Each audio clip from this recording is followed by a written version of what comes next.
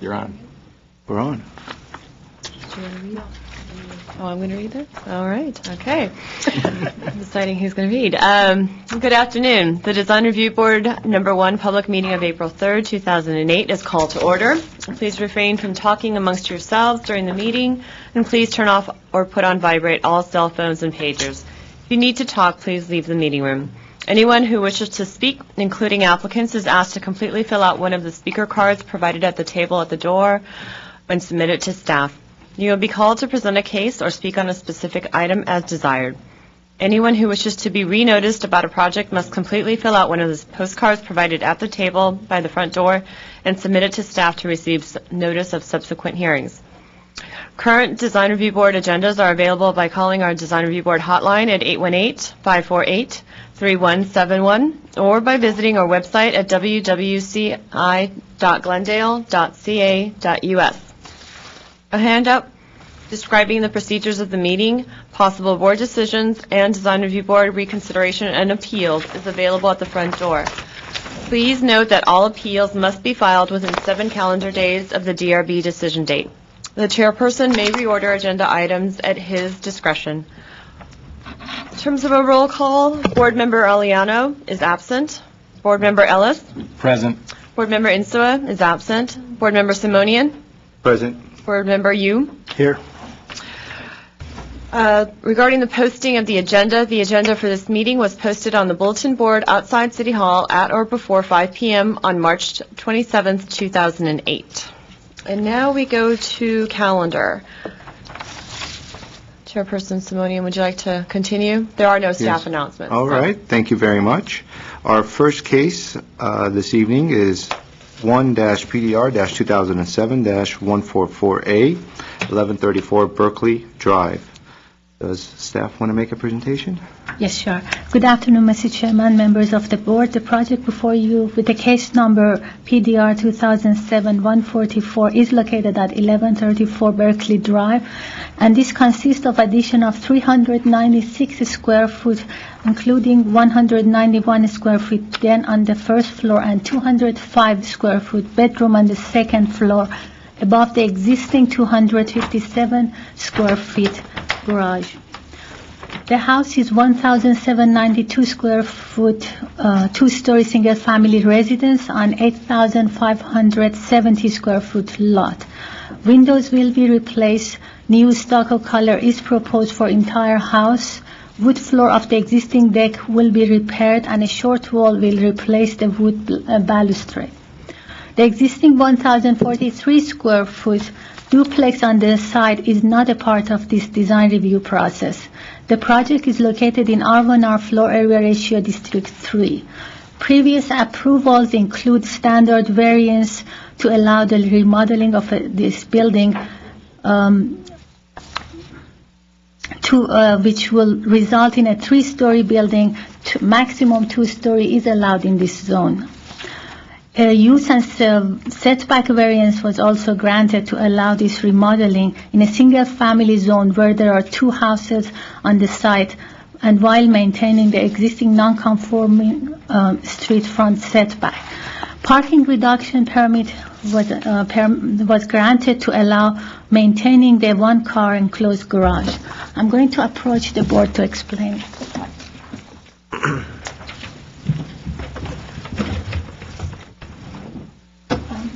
The building will become a 3-story as a result of this project, and this is where it's going to be. This is the garage underneath, and the 2-story will be top of the garage. The height of this 2-story or addition will be 32 feet, which is less than the existing house, 32 feet high. The setback is currently 2.5 feet from the street, and that remains intact. The house will appear modestly larger with a slight increase in the floor area of the house. There will be no change to the footprint of the subject house. The addition is proposed on top of the existing garage. This is the deck which will be repaired, and this is the deck which will be removed to allow for the addition. The architectural style of the house is unique, and no change to the style is proposed. The aluminum windows will be replaced. These and the new windows will be wood casement windows with 1-inch recess. The exterior walls will be sand finish stucco throughout, and the roof remains flat. The single-family design guideline focuses on bulk and style and building texture issues. The building will appear slightly larger as a result of addition. However, due to maintaining and harmonizing with the style, texture, and color of the existing house, the increase is not substantial and it appears as a cohesive part of the building. Similarly, the hillside design guideline concerning non-pitch roof, which does not follow the slope of the hillside, also does not apply, as existing building has a flat roof and modest addition matches this configuration. Staff recommend approval of the project. The proposed addition will not add to the height or footprint of the building and will be upgraded with windows, will have upgraded windows and new color palette. The proposed house will therefore be consistent throughout, and the addition will appear to be integral part of the existing building. This concludes my presentation. Any question, I'll be happy to answer. Any questions for Steph? The existing on there is, there's like a room in there now, right? The garage. On top of the garage, there's an enclosed Oh, there. it's just a deck. Looks enclosed. Wait, on Is the that- photo,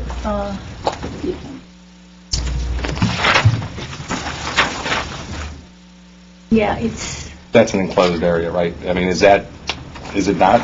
If you look at the other angle, I mean, I drove by, it sure looked like they're there. yes, it is enclosed. It looks like Yes, it's enclosed, I'm sorry, so- it is enclosed. I'm guessing that it looks, I mean, am I right? Do you know, was that permitted at the time, or? It was not permitted. So that it's, one. right, so they're kind of correcting, Exactly, they're Okay. legalizing non-conforming, yes. and in a sense, it's already 3 stories because the garage is below it. No, it's 2-story because Yeah, it's 2-story right now, Yeah. because there's only that one deck area above the garage. Yes, now they're adding But- 2 on top of Oh, the so well, you're working the semantics on me here, Yeah, right? it's Right. the changing of level, yeah. Right, there, and in fact, there are 3 levels, but there's 2, and then that one's out hanging on the side. It becomes 3-story when you add on to the top of that. Right. Okay. Okay. Thank you. Thank you. You're Thank you. Our first speaker for this case is Shogik Yepremian. Thank you. Good afternoon, Mr. Chair, members of the Design Review Board. Shoik Yepremian Consulting. I'm representing Mr. Stephen Smith, the current property owner of the subject property, and the project architect, Kurt Surgel, who unfortunately could not be here this afternoon due to family emergency. As Gillet described, the project is located on Berkeley Drive in Adams Hills neighborhood. The subject property is zoned R1R, which allowed the single-family residence. However, the fact that this was not R1R at the time the property was developed, it currently has 3 units instead of 1. The property is 8,570 square feet, and as I mentioned, it has an existing duplex. The duplex was built in 1952. The single-family house, which is in question in front of you, is built in 1925. The proposal is to legalize the existing den, which Board Member Ellis questioned. Above the single-car garage, there was an addition made. We don't know what date because there's no record of when the addition occurred. So the project architect is proposing to legalize that den area and also add above the den. But in order to do that, he has to, of course, match the architectural style, and for construction purposes, he has to demolish the illegal den area. Total of 396 square feet.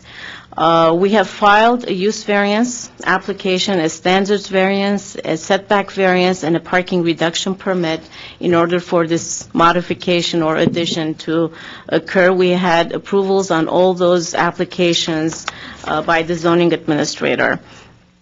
In terms of design, the project architect submitted all the required renderings.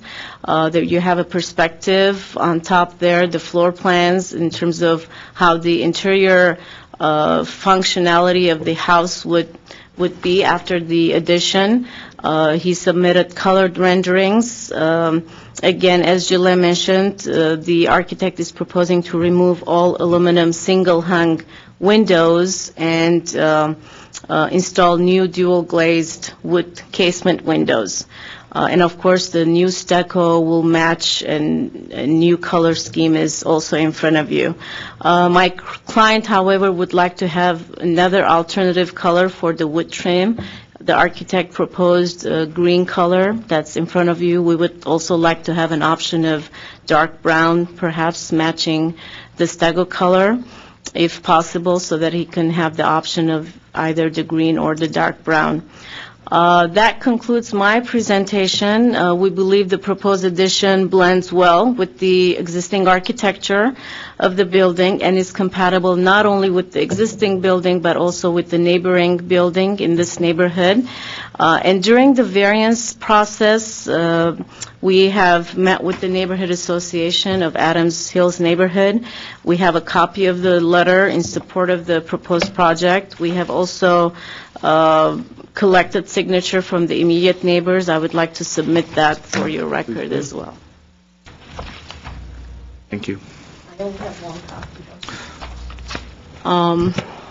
The Let's give this property to staff owner is first. also present. If you have any questions, the property owner is also present this afternoon if you have any questions. Do we have any questions for the speaker? No. Thanks. I have actually one question about parking. Is the garage currently used as a parking? Yes, it's a one-car garage. We did obtain, by code, he has to provide 2 parking spaces because it's a non-conforming building, and we did obtain a parking reduction permit application, although he has also space on the driveway to park For in one case- car off, right. Right. But for now, he's the only one living in this house, so he has one car. Right. And I guess the 2-story duplex is not part of this application, but parking, I'm sorry. Oh, I'm sorry, I thought I said a 2-story, duplex. 1-story duplex. Parking for that is also, It's on Stanford. it's We at, Right. can't have If- cross-communication If with you this being drove recorded. up on Stanford, It's off- they're right. on So surface they're parking surface on the off-street property, parking yes. on that. Yes. You mentioned that the windows are going to be replaced. Are all the windows in the home being replaced from I aluminum? believe so, yes. all Because the windows- most of them are aluminum, so he's proposing to replace with wood windows. So all the windows in the home will be replaced Correct. with wood windows. And you don't have a sample of the brown that you would like us to consider as well? No, unfortunately not. Okay. Do we have any more questions? Okay, thanks. Thank you. Thank you.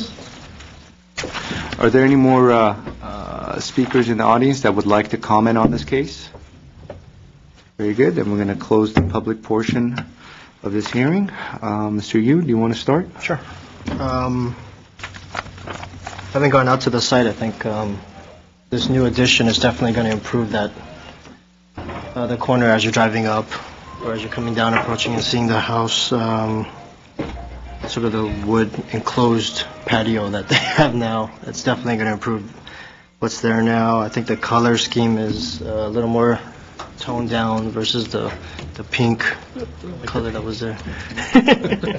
At one time, I'm sure that was a great color, but it's not working. But and I'd be okay with them having an alternate color of a brown, something that they can run by Stephanie maybe before the final approval of that, just to give them a little choice on that. So I'd be okay with approving it as is. Very good. Mr. Ellis? I would second your comments. It's definitely an improvement. Having once lived on Adams Hills, and that's why I asked about the parking, it is a big problem. And there are no neighbors here, so which is probably a good sign for the applicant. But I think they've done a wonderful job, especially with the wooden windows, which is, the aluminum windows you will find is one of my crazy parts that drives me. I'm not big on vinyl either, but definitely it's an improvement, and I would have no trouble with a color that staff had an opportunity to approve, a different color. Thank you. I concur with my colleagues. This is an eclectic home, and it's a very unique home, and the addition that's being proposed is actually taking away a portion of it that doesn't really conform to the architectural style or to the immediate area. So it is therefore an improvement, as everyone is pointing out. Furthermore, because of the eclectic nature of the building, coupled with the pink color, it tends to stand out even that much more. So I think a yellow color is actually a good option. Dark brown or green, I think, are both good matches for the style and also the color. So that's something that staff could certainly go over at some point in time. So I feel as though I could support this project as well. Perhaps we could entertain a motion. I'll move acceptance, or I'm moving to approve. I'm looking at you guys, this is their first presentation here, right? We want to. Correct. I'll move to approve 1134 Berkeley, the PDR 2007-144A. Perhaps you might, not Commissioner, What? Planning Commission was yesterday, Oh, right, or so- last night. Hey, you, Today is I Design respond to Review pretty Board. much anything. Perhaps with Board Member Ellis, what you might want to do is just approve with a comment, and that comment being that The color. the Gotcha. color Okay. is acceptable at a dark brown, subject to review by Stephanie Reich. All right, so I move to approve with a comment that the color be approved by staff. I second. Okay, this is roll call. Board Member Yu, Yes. Board Member Ellis, Yes. Chairman Simonian. Yes. Thank you. Thank you. Our next case is 1-PDR-2007-146-A5035 Carolyn Way.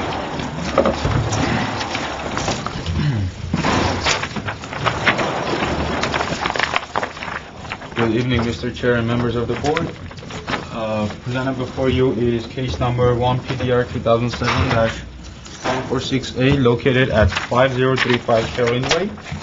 Applicant is proposing to add 652 square foot of new second story to the southwest corner of the existing one-story house, which is currently at 1,748 square foot. The applicant is just wanted to mention that in the staff report, there's a minor mistake. Applicant is not proposing any one-story addition. Initially, they were proposing to add 75 square foot at the front, but that has been taken out. So, in case you were wondering Yeah, I why was it's in the looking at staff the report, plan, trying to it was a figure out. last-minute change, so it's not Gotcha. being reflected on the plans. Just to clarify that, the project is located in the R1 residential zone, floor area ratio district 2. It is exempt from CEQA. The project is located in the Downsboro neighborhood, where there is an eclectic mix of architectural styles, including low, slung, one-story homes, mostly built in the 50s. The project's height after the proposal is 21 feet tall with shingle Class A composition roof. The addition is a two-story design at the rear of the house to minimize the impact on the street at the pedestrian level. Let me quickly go over the architectural style. The architectural style of the existing house has been determined by staff to be minimal modern design, built in 1958. And currently, the existing house has a recessed entry and a horizontal band, which seem to be the most prominent features of the house. And applicant is proposing to maintain these features and not really touch the front as far as the horizontal band and the recessed entry goes.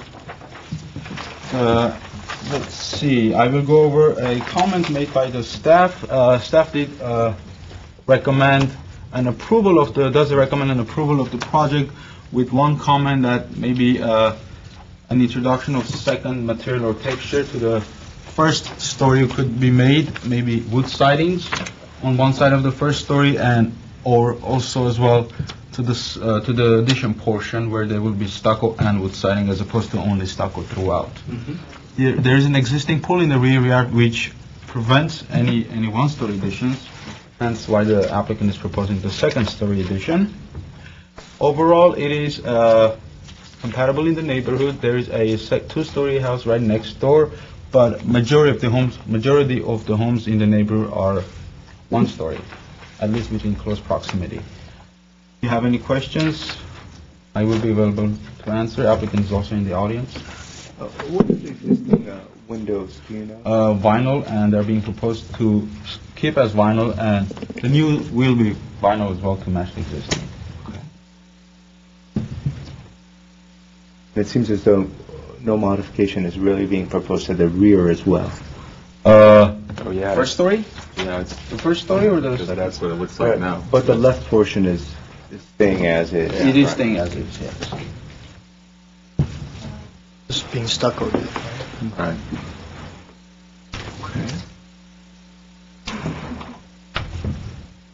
Do we have any questions for staff? I do have a question. I noticed on the lot coverage, I noticed on this plan, is it showing it, this is landscaping? Yes, that's all landscape. Now, it appears in the picture, I know I went out, this is all asphalt or poured concrete up in this area. I mean, I'm just kind of wondering, I will let the applicant address that question. because here's the picture, you can see it right here, right? On the south side? Yes. Is that the existing size of the chimney as it is? I mean, width-wise, not the height, but I believe so, even though they will be required to do some modification because they're going to be adding second story. They might be They'll required have to extend it up. But is the floor footprint the same? you know? I would think so. Looked like it moved I'll have the applicant on the plan. And Brand new? applicant is It's nodding moving. as in It's- yes, it's- it is. Oh, right. Yeah. Because on the plan, it looks like it's getting Yeah, it's smaller. getting smaller. But it looks so big on, On the It elevation. does, yeah, and the elevation does look pretty big, doesn't it? it's like a tower on them. So on the right elevation, that's a different, We'll have to talk about this. yeah. Okay, no question. Okay. Thank you. Thank you. Mr. Chair, if I may, could we have just for the public's benefit, if Gabor could once again state what the last-minute change was? Yes, initially the applicant was proposing also additional 75 square foot of addition at the first floor where the recessed entry would have been pushed towards the street. And after consulting with Stephanie, and we decided, applicant agreed to leave it as is because it is such prominent feature of the entryway of the house, and it is going to remain as is. So that 75 square foot addition for the first story will not be proposed with this Okay, then quick question. proposal. The 75 square feet in or out, how does that affect the, what is that, the FAR that's on here? It does affect the FAR by 75 square foot, basically, which is Gets very closer to- minimal. So it's 32 after when it was added, and then now they subtract it so they get closer to 30? It would be more like probably 31. Right. The But the it's change is getting very closer to that minimal. direction. Yes, Okay. change is very minimal. Okay, that's good. Thank you. Our architect, Franco Naravian, is going to make a few comments.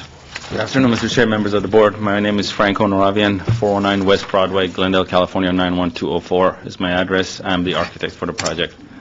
As staff said, this is a relatively modest addition to a modest house.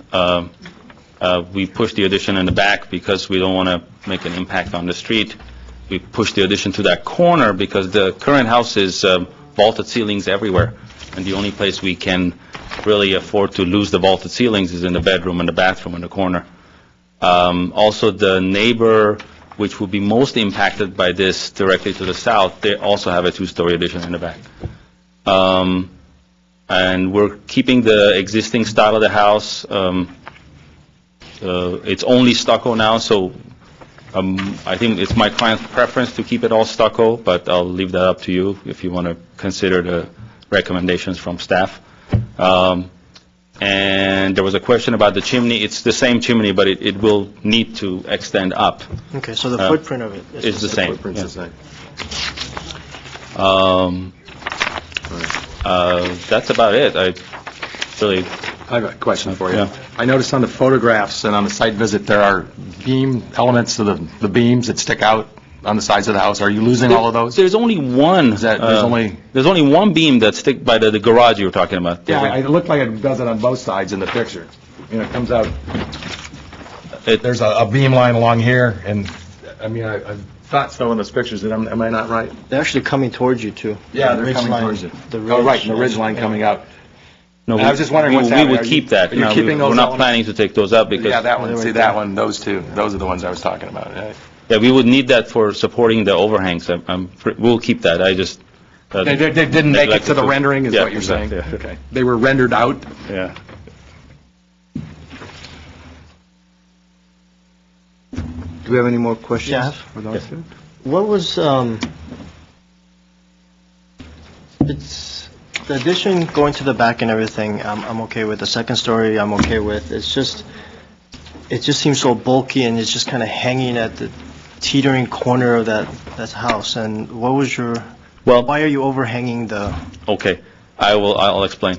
There's such little space available in that corner to get our addition that the options are either I have to come more towards so there's basically three options. Either keep a wall going straight up, which would be massive, or bring it in, that would take away more from the, in the vaulted spaces. The only other option is to cantilever out. And I thought it's okay to do that because we have a 10-foot setback on that side, or maybe 12-foot, I'm not, 12-foot setback. So it's not your typical like 6-foot setback or 5-foot setback that you see in residential, most single-family homes. So because we have more of a setback on that side, I thought it would be okay to cantilever it out. It's just a functional addition. It works. This is how much square footage we need, and we don't want to push it more towards the center of the house. you said you didn't want to push it towards the other side of the house because of the vaulted ceiling that's in. The more I interior. push it to the center, the more of there's the living room, family room, they're starting to lose the vaulted ceilings that they have. How much is it actually overhanging? 2 feet, I believe it's 2 feet. 2 feet on one side and then like one on the other side? Yes, one on the other side. 2 feet towards the side? 2 feet towards the side, and one towards the back. Did you at all assess different ways you could treat the support for that overhang so it's not just popping out as a box? You mean like corbels or something like that? Well, corbels doesn't really match the style. That's probably why you didn't put them in there. Right. But did you look at some other options that you could perhaps introduce that would alleviate that pop out of that cantilever? No, but I'll be happy to listen to your suggestions if you have any. Okay. I couldn't think of anything else, but if you have any suggestions, I'll be happy. Okay. I have another question on there's a fireplace that's indicated in the master bedroom on the second floor. Yes, I don't notice any kind of chimney or anything for that. would be like a gas fireplace. It's just yeah, a yeah. vent, it's not another chimney, Yeah. right? And then, do you know, is there the asphalt driveway, I mean, are there plans to change any of that? I think they'd like to keep it, right? He just told me that Keep the asphalt. change it to concrete, but keep the driveway, yeah. Yeah, okay, because as I was pointing out, part of it's concrete and the other rest is asphalt. I thought it was maybe the only asphalt one on the street when I didn't look at all of them, but I noticed. So we'll change the driveway to concrete. You yeah. do a concrete driveway, some good. Any other questions for the architect? It looks like on the plan you did reduce the size of the fireplace on the first floor, right? If I did, it was unintentional. I mean, it's a masonry brick fireplace, so Right, that's what I was I won't be thinking. Why able would you to. reduce it on the Oh, lower you know floor, why? but not on the upper? I know why. Now he's talking, it's blocked by the dotted line, the overhang, I think is what you're saying. Is that not right? Maybe I'm reading that wrong. I don't know, on the first floor, it looks Yeah, it's a lot smaller. like half the Oh. size. Then, you mean existing versus proposed? Oh, I see, It yeah. says 5'2", and then now it's 2'2". 2-2. No. The existing is actually the large size. I think what I was trying to show is that for the extension of it, we don't have to take that entire fireplace, but we can actually, because all you need for the flue is maybe 20. Quiet in the audience, please. So Sure. the chimney will be reduced. So is that with the 4.2? That's the 4.2, that's correct, yeah. That's a 4x2, what you see on the elevations. Okay. Okay. Oh, right, okay, that explains it, all right.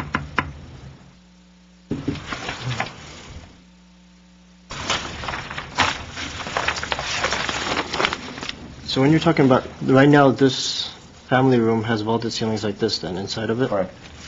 And so the impact of it, you're already impacting about a third of it? Part of it, yes. Okay. Okay.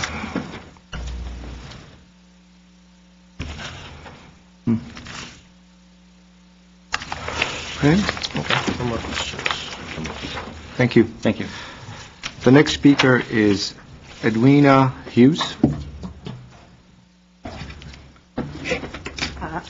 My name is Edwina Hughes, and I reside at 5043 Carolyn Way.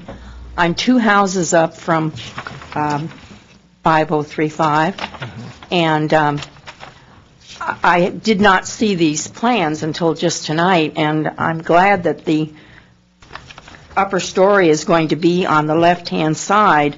I have very little view left of the mountain area, and the one house blocks quite a bit, the one that's right next door to them right now, and it looks to me like it will be more or less in line, so it's not going to cut out any more of what view I have.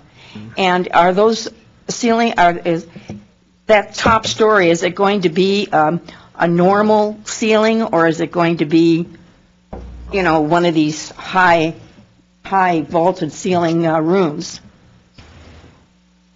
Well, what we could do is get the architect to come back and answer some of those questions, so we'll I make just, sure that's to make why, sure he answers because, that. you know, the higher everyone seems to go, the bigger everything seems to get today, it does affect the people that live all around there. I've been there since 1961. And so, but I think it looks very nice. I like the idea of it over to the side, because I'll still have some view left. And my son wanted to ask one question. May he ask a question? Did he fill out a... No, he didn't, but I can't explain it the way he can. Sure, and what we could do is have him come up, Okay. and then afterwards, you could just fill out a card and give it to us. Thank you.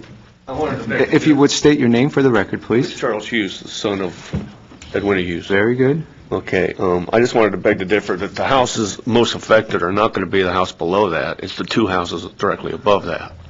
The house below that isn't going to lose any of its view. The 2 houses above that are going to lose the view.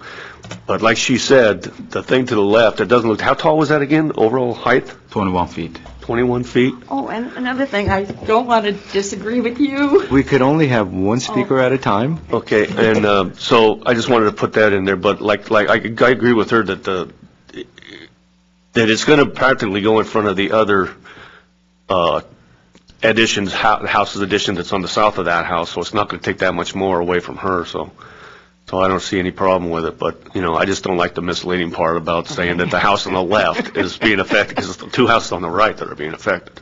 But anyway, that's all. Okay, thank you. If you would please fill out a card. I'm sorry, what's your address? Pardon? What was your address? 5043. I'm just 2 Gotcha, houses I see up. which one, Mhm. right, okay. And I have to tell you that I like the idea of the house sitting out, because I think that the worst thing in the world is to see this humongous wall going up, up, up, up, up, up, up, and that kind of breaks it. Can I That's see the all. picture again, please? Thank you very much.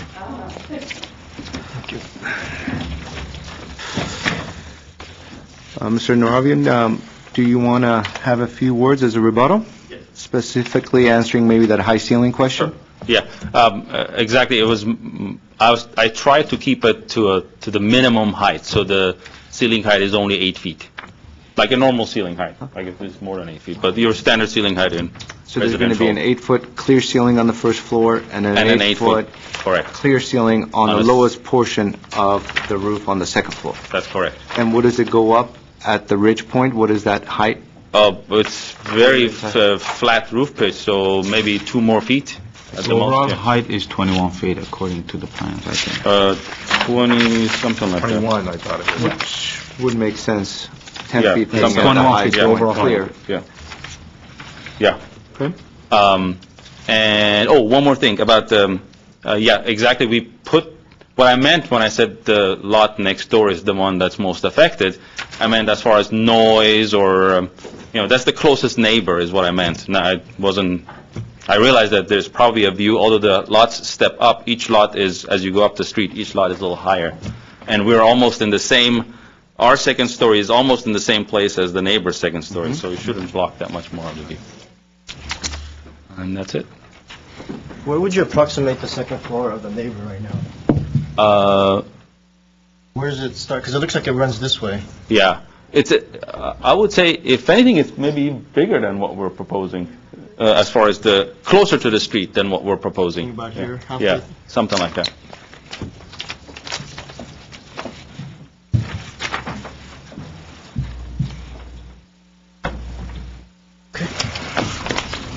Thank you. Thanks. That closes the public portion of the hearing. Mr. Ellis?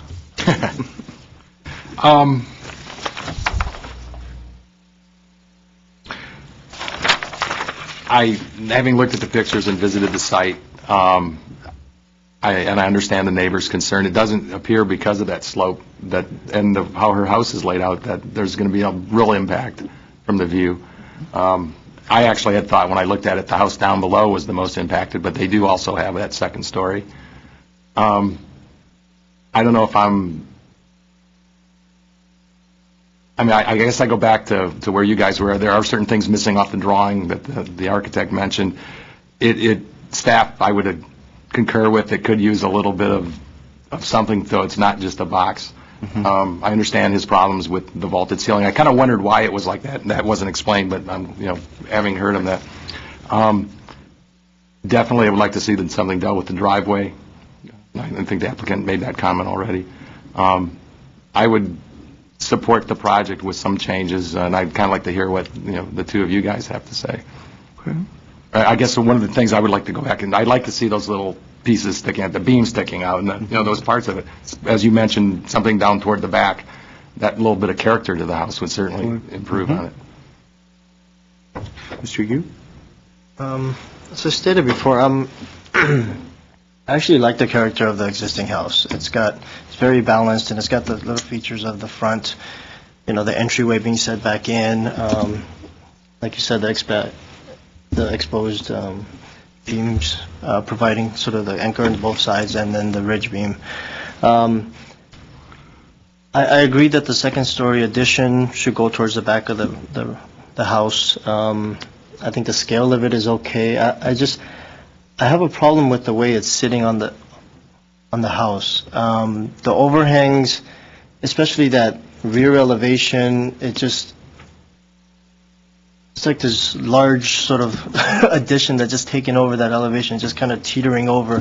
It's not balanced, it's not harmonious, it's not any of those things. And now the left elevation, I'm okay with. I understand what you're trying to do with the planes and those kinds of things. And even on the front elevation, it sort of takes this very harmonious single-story addition and then adds something that's very weighty in the upper left part of it. And I think it doesn't help the elevation or the house.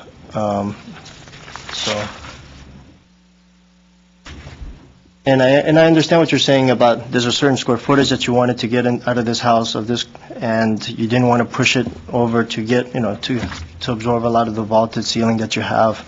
But like I said, you've already eaten away a third of it. A foot more, foot and a half is not going to kill it. So I would try to maybe stay within the envelope of the building and then maybe use materials to change from one floor to the next to break it up that way instead of sort of maxing it out at the edges. That would be my recommendation for that. Okay.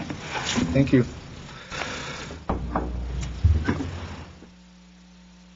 I think there's some minor modifications that we could do specifically with materials that would really spice up this design and give it a lot more character.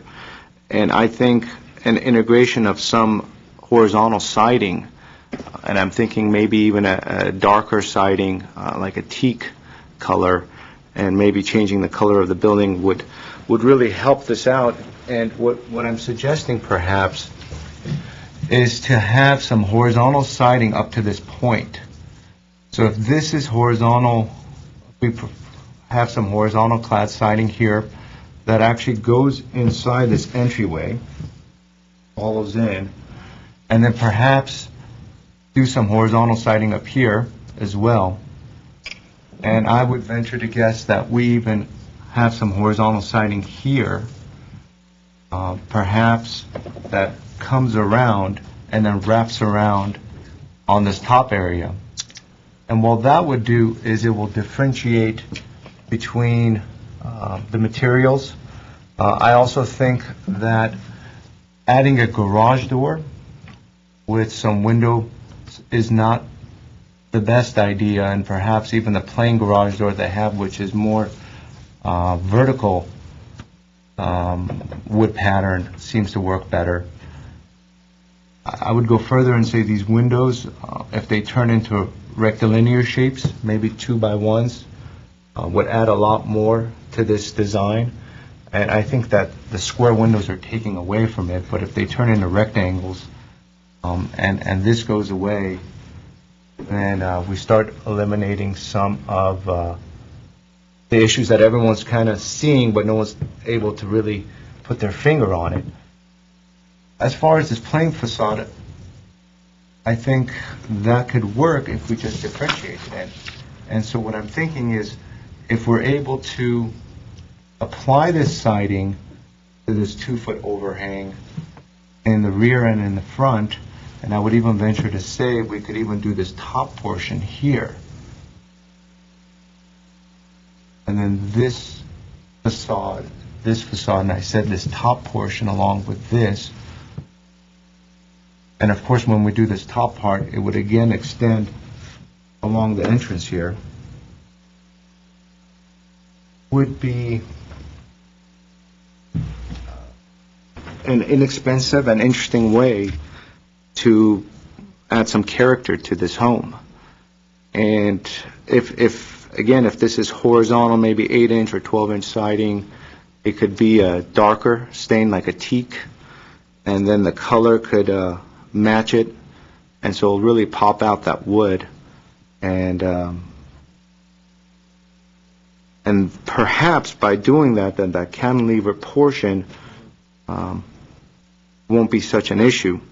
There's also some comments that have been made on the roof as well, that perhaps we could have an offsetted roof where, it's doing this.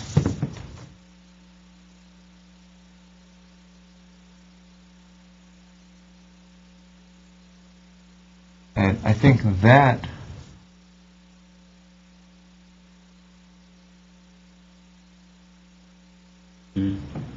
that roof coupled with the siding, I think will really change the entire design and will make it a much more dynamic presence, both on the street and for the home itself. And so those would be my suggestions, and maybe we could talk about it to see which direction we want to go with this. Did you? The public portion is closed. We might be able to have you come up at some point. And besides that, as far as the cantilever is concerned, we could introduce some columns in the back. But I think that the siding in itself would work much better, and that coupled with the roof. So does that seem to go along with the board? I mean, I think I tend to go back to what you said. It is kind of a box put on top. And not just that, but put it shoved to the corner so far that it's just gonna, it's feels like it's gonna knock it over or something. I agree with the windows, I Going think, perfectly your good note, house. the siding, but the roof line maybe is an interesting thing, because it doesn't have that, there is the style of the house, and then, Yeah, the placement of the second story is somewhat functional. He Right. put his stairs in, and then his stairs come up, right. and at some point, he needs a corridor, and he needs enough space to have his program. And so I see why he's doing that, and if he, then if we do basically come up with a flat facade, that in itself isn't as interesting either. So it's kind of nice to have the overhang. It just, the building is so plain, to have some sort of corbel would stand out in itself, and I think that's the conundrum here, is how do we treat it without absolutely reintroducing a new style into the building? And that's why I was suggesting a siding as maybe a more subtle variation of the style.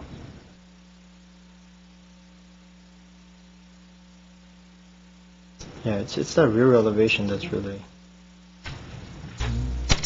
Because at least in the front elevation, you have the other side of the roof. It lends a You're little looking weight at- to it. Yeah, as so well. it's not it's reducing it, but...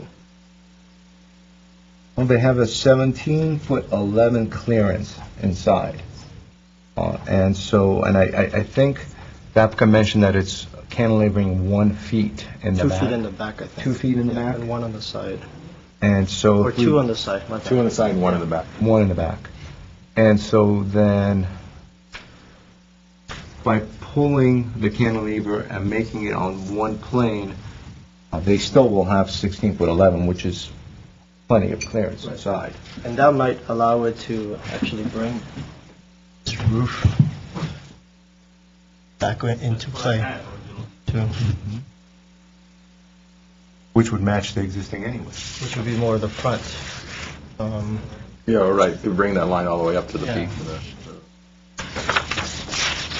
And this must overhang more than a foot because there's an eave here, right? So it seems like it's going past the eave. No, it shows a foot on the drawings. It's a foot. I mean, The look, overhang looks like it's more than a foot. Well, we could ask the architect again. But you're right, though. I mean, this roof, because you have sort of this very symmetrical house, and then you add these 2 windows off to the side that are symmetrical, and then you have a roof line that's sort of asymmetrical, so...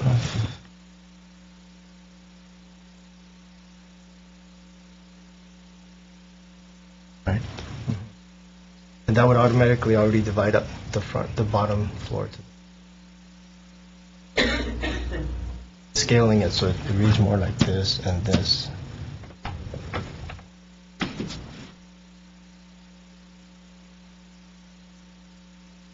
Just the fact that these are starting to line up along with the roof overhangs, they just seem like they're part of this mass now. Same thing happens here and it seems like this is lining up together.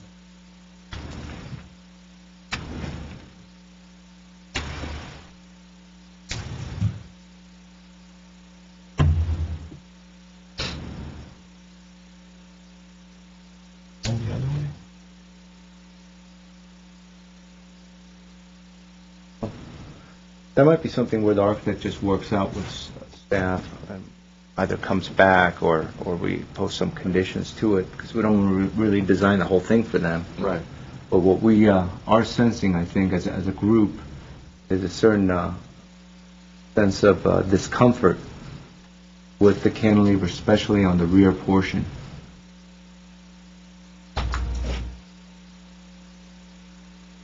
Sure. I was wondering what if you turn this roof the other way? It's like the opposite of this. Would you like to post it to the architect? Yeah, I'll see if we look at it. Please, would like to open up the public portion again? If you would state your name for the record again. Franco Noravian, the architect. I wish I had kept the original drawings. I have it at the office, but I didn't bring it with me. But what you were drawing in the back with the gable roof is what I had the first time, Okay. the first submittal. And then it Okay. changed to this. And what was the thought Is this your process? second submittal? No, I mean, when it got submitted, when it was reviewed by staff. Okay. I see. Yeah.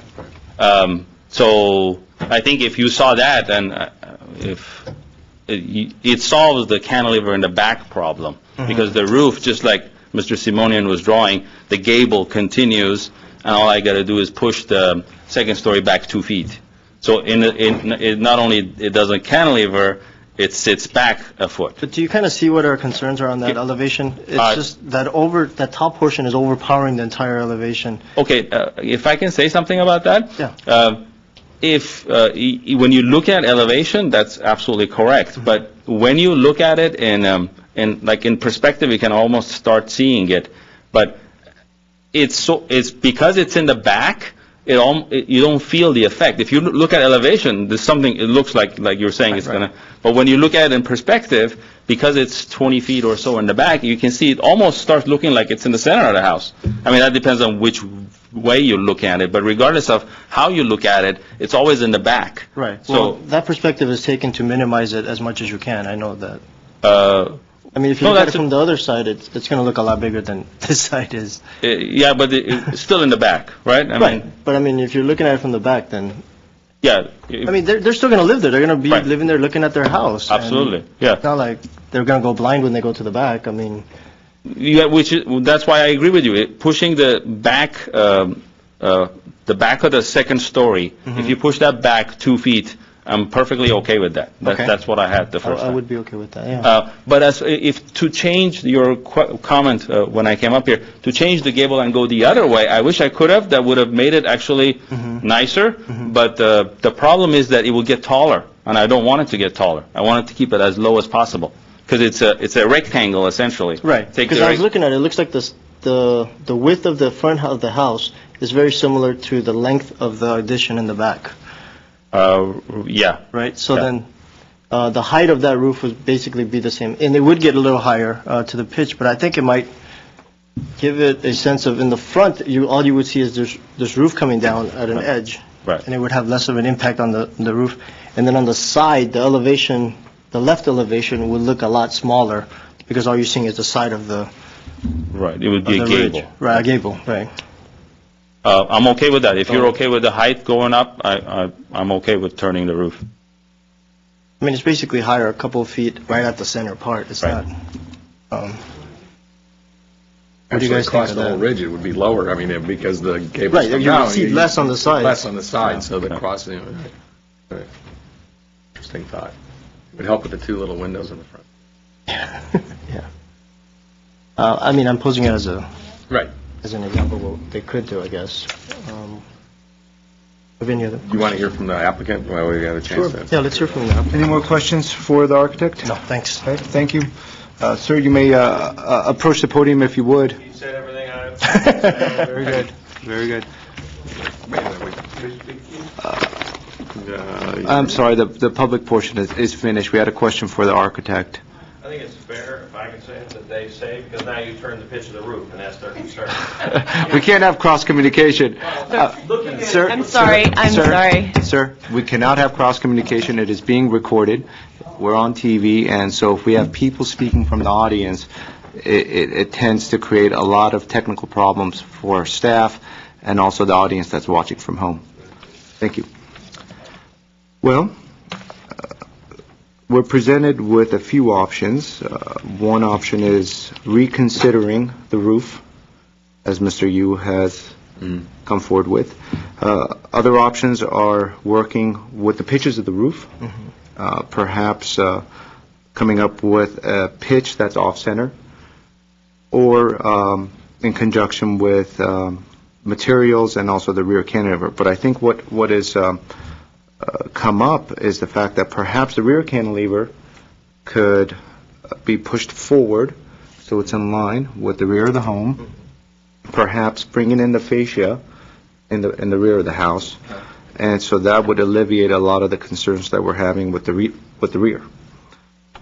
It seems as though the cantilever is not as big of an issue on the sides if we just work with some materials and have some differentiation and so forth. And the sides are not a real problem. I mean, when you're looking at it, it's that rear elevation and how it's sitting on the project. Okay.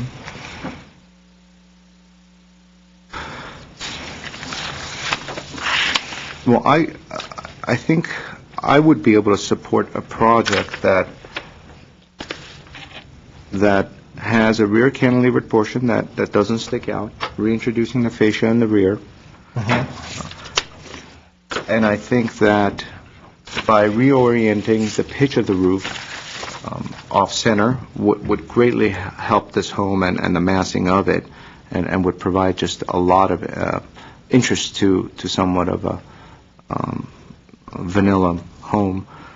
And I personally think that introduction of a new material would help as well. And it could go on top of the stucco. The stucco doesn't need to be torn off. You could just apply right on top of it. And so those are some concerns. I'd love to hear what the rest of the group has to say on this. Dive right in. Yeah, I think the introduction of a second material makes a lot of sense to study that. I'd be okay with the rear elevation if it's set back and brought back, exposing the fascia portion of it to separate between the first and the second floor. I guess I could go either way on the roof, realigning it. If they want to explore that, then take a look at it. It sounds like what we're saying is to come back with it, right? We're not saying. Yeah. It seems like there's a lot of things Right. to look at before. At this point. So that's. Of course, it's up to the board, but since these do seem like modest changes, that's absolutely something that staff is comfortable working with. I think we have a fairly clear understanding of what you want, and I'll reiterate it so that we make sure it's clear, but not until you're finished with your conversation. Okay. So I guess we could maybe approve it with those conditions in mind. Would you be okay with that, or? It seems, and in deference to staff, I mean, especially with two other board members not here, if you are talking about reconsidering how the roof line goes, I mean, it does seem like it would be something that would come back here. And I mean, I'll look to you guys. It I'll follow the could lead. have a big impact as far as shifting the roof Yeah. on the overall feel of the home. I think just offsetting the pitch in itself is not that major. Right. But once we get into shifting Yeah. the roof and redesigning it, then that's something that would have more of a larger impact on the design. As far as the material is concerned, any thoughts on that? Is siding something that's amenable? It's something that, yeah, I mean, something they should consider. Well, I don't know necessarily, I would not want to pigeonhole them into only doing vertical siding. I like the idea of wrapping it around, though. I mean,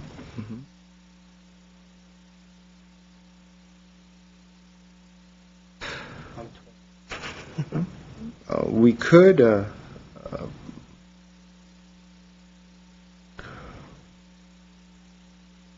you want to entertain a motion, perhaps? Yeah, I'm trying to think of because If I could reiterate so that we are clear on all the different pieces, because there are a lot of maybe small pieces that on this project. So on the addition portion, to change the pitch of the roof so that it's parallel with the existing roof and offset, or as an option to turn the pitch 90 degrees so that it's perpendicular to the ridge lines are perpendicular to each other. That's an option. There's a strong feeling that the cantilever at the back should go away, and that should be flush. That when we worked together with the applicant, we had a sense that if that piece was sort of pulled out as a separate piece and then wrapped with siding, that formally might make some sense, but it is a little bit, that cantilever is a little bit uncomfortable. So if you feel strongly that even with the siding that cantilever doesn't work, then the cantilever gets pushed back in the back, but it can remain on the side. the windows to have a horizontal feel to them on the front side of the building, but not necessarily on the rear, and the side could stay in the vertical, is what we heard. The garage door, I wasn't that clear on the comment on the garage door. So if there can be a little bit of clarity for the applicant on the garage door. And then the introduction of siding was a comment, but not necessarily a condition. But there's a strong feeling that the introduction of a new material to differentiate the different forms of the project would be useful, and potentially in a contrasting color. The question then would be, would you suggest that the trim around the windows is that same contrasting color, or to have the trim around the windows still maintain the white color? Contrasting color compared to the siding or different material? Compared to the stucco, because the way that we heard you, that the siding would be maybe a darker color that contrasts with the, say, base of the building, the stucco color, but then would the trim be that same color, or would it be remain the white as well as the fascia boards and that distinctive horizontal beam? So that's a question, because it could probably be okay either way, and maybe we can give them that choice. Well, I think staff just did a wonderful job going over all the items. And there's a lot of items here. There are. And if it's done correctly and if it's done cohesively, it could make all the difference in the world. And perhaps it could be done in some fashion where it doesn't quite work as well. So I think it would perhaps make sense to have it come back with some of these conditions, just minor conditions, and let's see if we could visit this again and we could have them address some of these questions that we have that we just need more details on, would be that material and so forth. To answer the question, I think if a new material such as siding or some other material that the architect and the owner would like to introduce, if that's, let's say, one color and the home is another color, it would be nice for the trim and the fascia and that horizontal beam to stay a white trim color, because that would add a lot of accent to the building. Further clarification on the garage door, because I think I made the comment, is that the existing garage door has a vertical wood slat feel to it, and so therefore if the applicant was going to use horizontal siding, it would be nice to keep the vertical features. Nonetheless, if a garage door with windows is introduced, you're going to have somewhat of a hard time matching it to the overall feel to it, because they start competing with one another. But the architect is a good one, and I'm sure he, along with the owner, could revisit these and come up with some good alternatives for us to take a look at. And so that would be perhaps something I would be amenable to, is all the comments that Ms. Reich so eloquently stated be put forward as some conditions, and so therefore we could perhaps set a date certain time for it to come back to answer some of these questions that we have. And in the meantime, perhaps they could work with staff on one go-around before it comes back. Would the owner like to come up and state a few comments as well? Thank you. And if you would state your name for the record. Tim Shue. We had that design and originally before the architect spoke to staff of pushing it. She had asked to have it pushed The out. roof? No, the back portion of the house. To make it in a one plane. To make it multiple planes. The other recommendation was to put it farther out.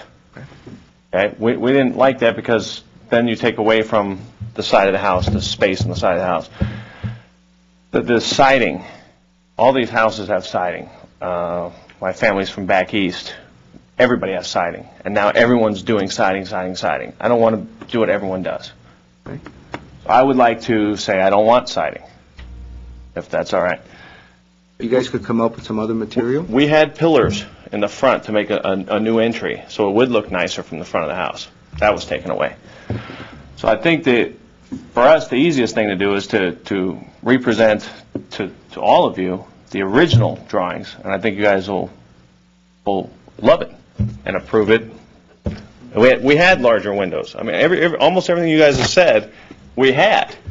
We had larger windows. We had another, what is it, header? Gable? Whatever that's, gable.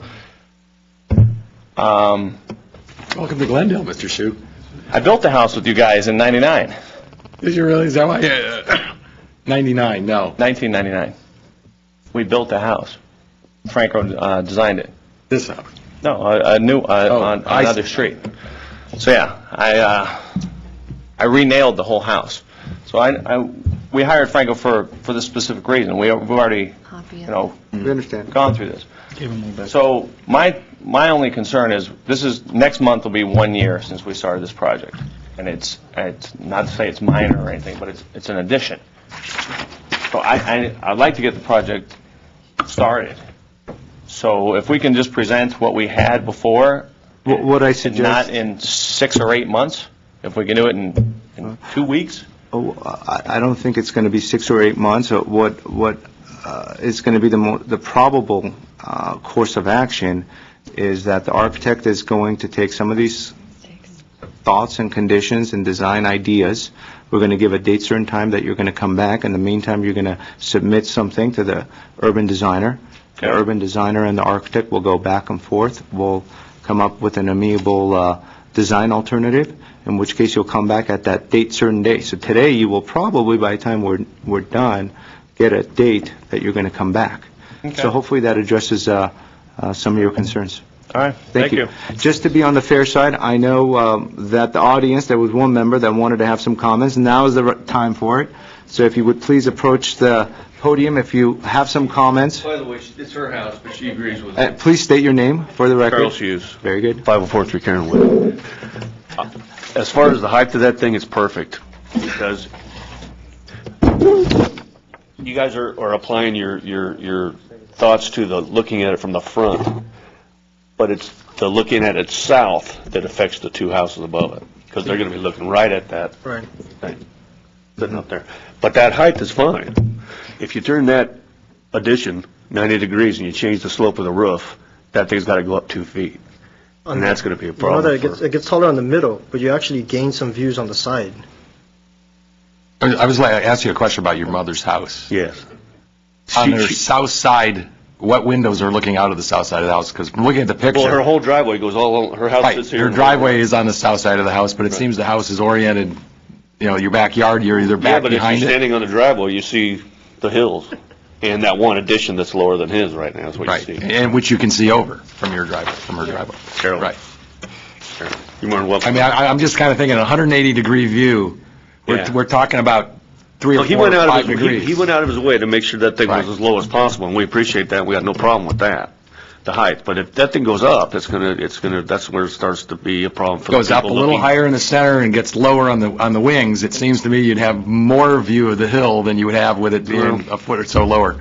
It's a point well taken. Yeah, that's all I'm trying to say is, Yeah, and I think you're looking at it from east to west, but we also would like you to take into consideration north to south. Sure, and the urban designer is well aware of that, and it's been brought up. So I think that's one of the main factors which the architect and the urban designer will opine on in the coming weeks. Thank you. And please fill out a form if you would. Yes, I do. Okay. Thank you. Thank you. Does staff have a possible date? You are welcome to either continue it based on whether or not Franco would be able to turn it around quickly enough, to either the May 1st or the May 15th agendas. The architect is nodding that either one is okay. May 1st. So perhaps we could entertain a motion that would identify May 1st. And again, we need some more clarification and some more details for this continuance. Make a motion to... Continuance or a return for redesign to a date certain? With the new system and the new terminology, what is the proper phrase for it? That's not in effect quite yet, so you have your choice to do a return for redesign or a continuance. Okay. I'll make a motion to bring back this project with redesign for May 1st with the conditions that we listed. Yeah, unfortunately. You're talking about return for redesign? When it's a return for redesign, that requires a new public notice. And that's what Then what would continuance, be- I think, is... And if it's a continuance, staff respectfully request that when there are multiple items to be redesigned, that the project be returned for redesigned as opposed to continue. Usually continuance is only done when you might need additional information to render a decision. And when it involves multiple requested changes, those are usually grounds for a return for redesign. This kind of falls in between. It does. The read public notice seems like a little excessive. overboard. Excessive. So it's up to the board. I mean, at this point in time, your direction is very clear. If you just would like to see this additional information for your own benefit. I think so. I think the idea or the intent is to have the architect come back with some of this further clarification on the rear and also some of the materials. And so perhaps the terminology is an unknown at this point in time because of everything that's happening. But what we could do is entertain a motion for them to come back on a date certain. Correct. To identify, Mr. Foy? Yeah, if I could clarify, with a return for redesign, we don't mail out a 300-foot Correct. notice again. We would only mail notice to the people here who have filled out speaker cards. And Oh, okay. Correct. Okay. So it's not something that they will have to take on as an additional thing. They will have to, change the date on the public notice sign. And so is it proper terminology in this scenario, redesign or continuance for future reference? I mean, Vilya was correct that continuance generally is just for very minor additional pieces of information. And, when you have 6 or 7 different items that you want explored, that normally falls into return for redesign. Okay. Then I move to bring this project back as redesign for the May 1st agenda with the conditions that were mentioned earlier by Stephanie and the staff. Is there a second? I'll second.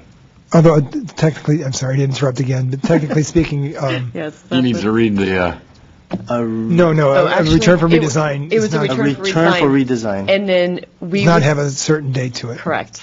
Although we will However- certainly Date shoot to for be May 1st. determined a minute after we finish it, May 1st. Correct. Okay. And proper notice, we just ask that those individuals wishing to be renoticed of the future subsequent hearing date fill out one of the requests to be renoticed cards located at the front desk. And it'll be. is that covered in Robert's Rules of Order? It was actually one of the items that I read in the very beginning. Well, we're supposed to be public listening hearing, when but she yes. reads that. It's like being in the airplane, right? So, but for the most part, this case would then be continued. Not continued. Not continued. Be heard as a return for redesign on April 1st. So it would come back as a B, is what you're saying?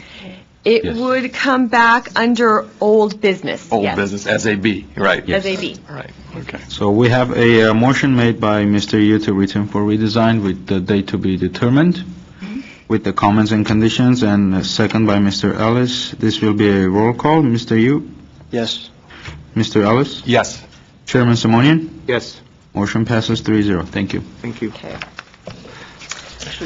Actually, is there any way we could find out why the application took like a year to do it? Because this is the first time it's come in as a final, right? Right, getting through. We cannot have cross I'm sorry. communication. We can look at that. I'm sorry to throw out that question. too. Perhaps staff could look into that. But we just want to find out about it, so, okay. Was that a question for staff? I guess it was for staff, and I was looking at him, and I'm sorry that he no answer. Sorry about that. Very good. If we could please have it quiet in the room, because the hearing is still going to proceed while everyone's vacating the room. Well, that concludes our review calendar for today.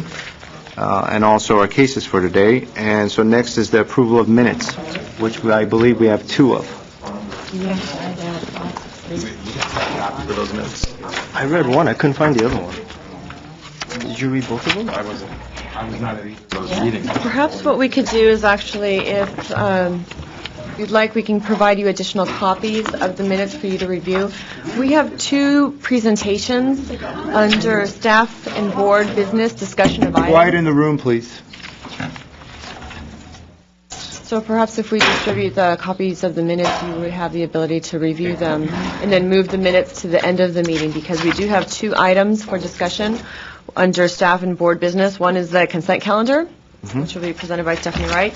Second item is the new Design Review Board appointment procedures and DRB process. And, Wolfgang Kraus is here and would like to speak first, actually. And one comment is, as Mr. Ellis pointed out, he wasn't present at one of those hearings. So I don't think we have a quorum on approving on one of those DRB minutes to begin with. And if Mr. Ellis can't vote on it. I think you were here for the March 6th. Actually, it I don't know was if you're officially here. for the March 6th meeting. That one too. Then I can vote on that one. Yes. My God, how time. It's been a Exactly. month So since we've been here. There you go. The February 21st minutes, yes, you're correct. Board Member Eliano, Insua, and Simonian and you were present. So if you'd like, you can make a motion with those two individuals, with yourselves, to review the minutes. I'm going to have to pass the gavel. Okay? Have you had a chance to review? I couldn't Mr. find that one. I Then didn't we'll go ahead and make copies. Also, for the Do Thursday, you want March to 6th. review it today, or would you like to Review it. postpone Or it? if you'd like, we can postpone it to the next meeting date, however you prefer. If we have it, I could read it. If we don't, then I Speed can through read it. them. I'll make copies. Make copies. And then we'll, perhaps if you don't mind, then we'll move it to the end of the agenda. Very good. Thank you. And so next is oral communication, and since we have an empty room, they don't have any cards available for that. Next is staff and board business, discussions of items, consent calendar. Ms. Reich? And actually, we have a request that Wolfgang Kraus present the second item, which would be the new DRB appointment procedures and DRB process first, if you don't mind. Thank you, Mr. Chair, members of the board. I'm going to concentrate on the Design Review Board code amendments that council adopted on March 25th. I think you're all familiar with the reappointment process, where the terms of the board members have been modified to relate to the council person that nominated that particular board member. I think you're familiar with that. I just would like to hit some of the highlights of the revised procedures. Many of you are probably familiar with that, so I'll try and go quickly, and then if you have any questions, I'll try to answer them without getting into some of the details of how some of these things might be reviewed, but just go over the actual code changes. If you can interrupt me and ask questions at any time, I'll be glad to. So just jump in if you have a question. Okay, just keep it informal. First of all, the final design review, similar to the cases you had today, is going to be a two-step process. That's one of the big changes. So that when they apply to the Design Review Board or any one of the other review authorities, which could be the Director of Planning, Director of Development Services, Redevelopment Agency, or the City Council, it'll be a maximum two-step process. When they come in, when you review it at the A level or the first time, you will be able to approve it with conditions, or return it for redesign. You will not be able to deny it. If you return it for redesign, then the applicant will have 90 days to submit a new application that then you will get a chance to review as soon as it's ready under the normal circumstances that we do now. At that time, you will be able to approve the project, approve it with conditions, or deny it. You will not be able to return it for redesign. Okay? Now, at any one of the approval or denial levels, whether that's the first time or the second time, any interested party can file an appeal. Okay? The appeal period is being changed from 7 days to 15 days, and the appeal will go straight to the City Council, and not to the Alternatives Assessment Panel. The Alternatives Assessment Panel, which, as you know, is a combination of the two different boards, one that heard the case and the other one that didn't, that's being eliminated.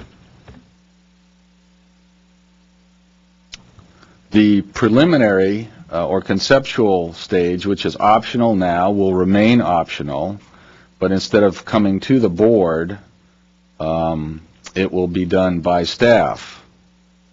Otherwise, it will be the same. It'll still consist of comments. It is not technically a decision, so that doesn't change. The only thing that changes is that staff will be making formal comments, just the way you do now on a preliminary case. We don't get too many of those. It remains to be seen whether that's going to change under the new process, because staff can always give informal comments. Mr. Kratz, a Yes. question for you. Earlier you mentioned that in the preliminary stage, we have the option of, continuing it or redesign, but we can't deny it. It's not on the final design review stage, the first time you see it, not to be confused with preliminary. And so in the new system, the case will never come front of DRB on a preliminary basis? It always That's correct. goes to staff first? That's correct. And staff then makes their comments? That's right. And just like now, you are not, they're just comments. If you change your mind later when they submit final, that's not going to change. You're not necessarily going to be obligated to agree with the staff comments. Just you're not obligated to even agree with your comments that you made at the preliminary stage. But obviously, we're going to try and have some consistency so that we give people direction. And I mean, that's the whole point of the preliminary review, is that they don't have to have the final design. They don't have to have the resources committed to having a final design before they get some feedback. And the final submittal, if it goes through A, and then they have 90 days to submit the B portion again. That's right. When you say new application, is that a whole new fee that is set? Yes, it's no different than it is so now. that's the way it is now. That's the way it is now. That will not change, except... well, before it was more of, you can come back, they don't like it, you can redesign, come back again. Mm-hmm. And then You if could have come the back option, you as- could come back again. Yeah. But that's one application, which No, is no. it's a reapplication. Right. Separate Is it a application, date thing, separate fee. or is it a number of times? Each application separate. On a redesign? On a redesign, right. Right now, you can come back an unlimited number of times if you get a return for redesign decision. But it's a new application fee? It's a new application, new fees. You also have no time limit to come back, which means that some cases get pretty stale, board members change, thinking changes, codes change. You might have some second thoughts about some of your comments or some of your predecessor's comments. So the good thing about this is the case will move more quickly to its conclusion. Okay. Now, if there's no appeal, there's always a possibility that applicants can turn around and file a new application instead of filing the appeal. No different than now.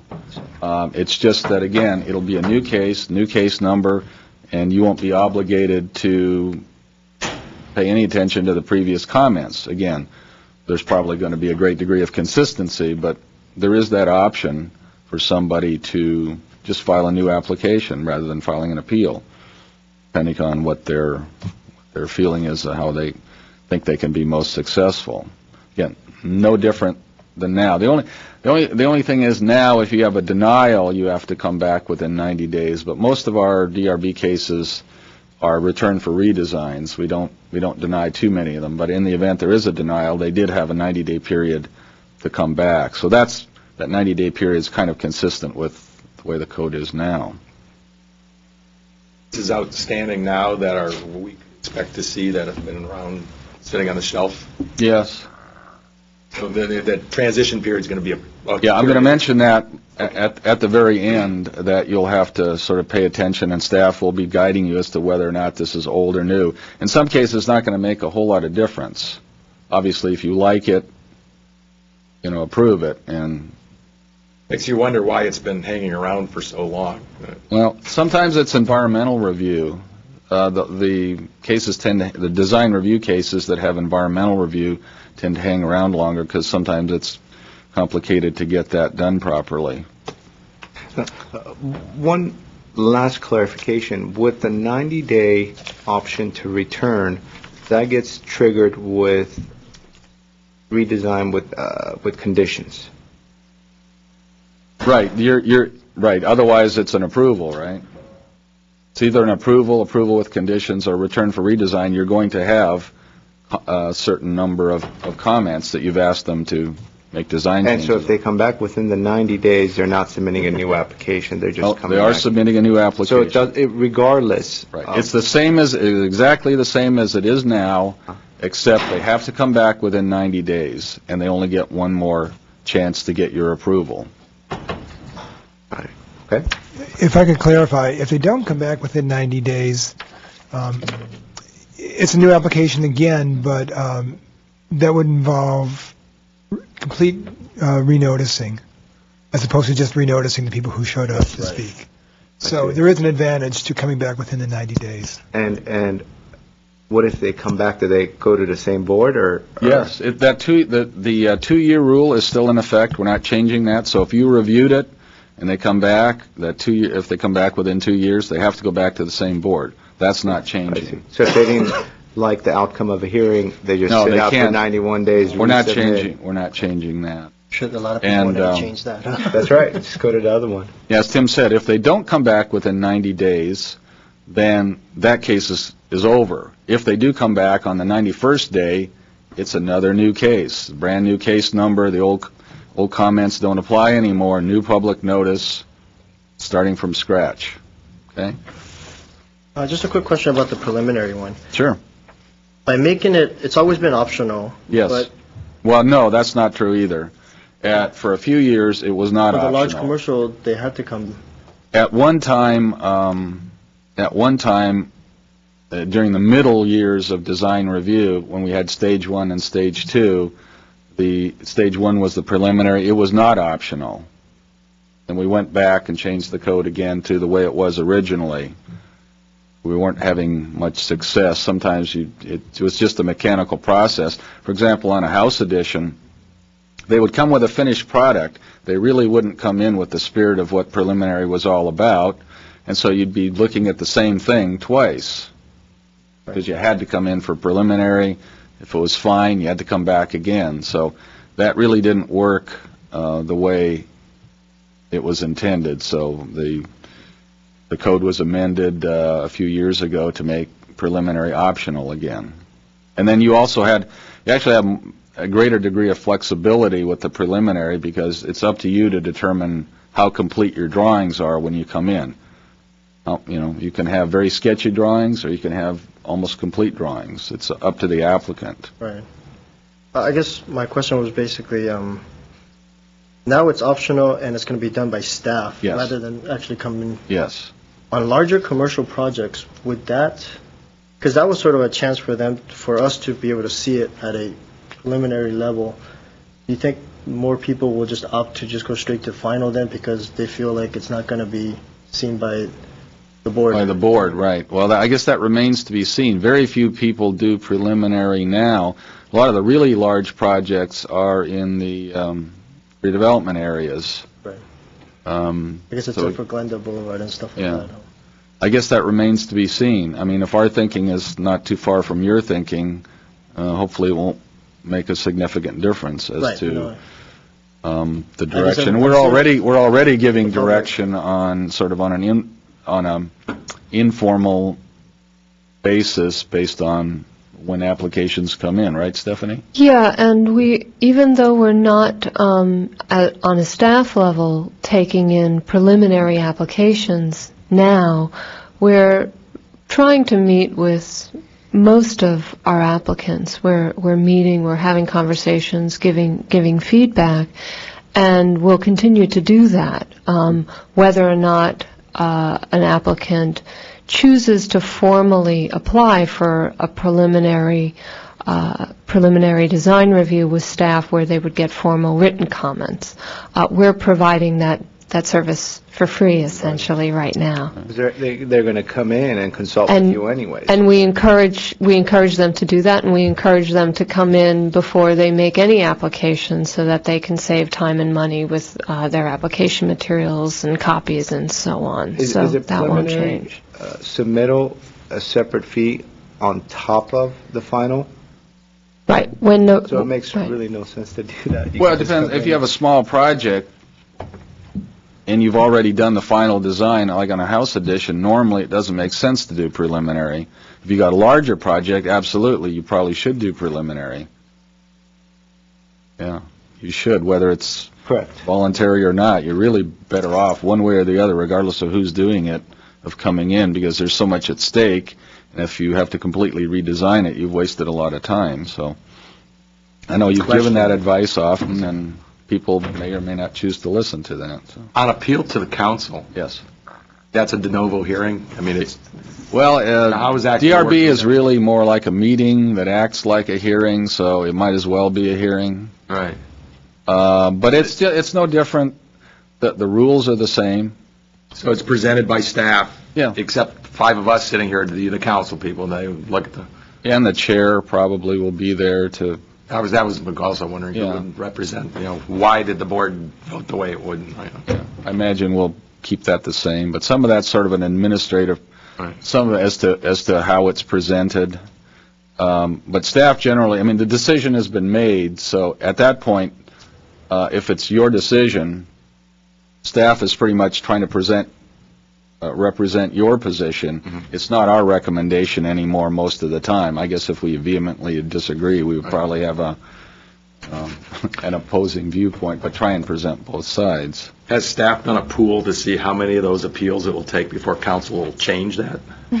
Well, we don't know. I mean, as you know, you've obviously followed this.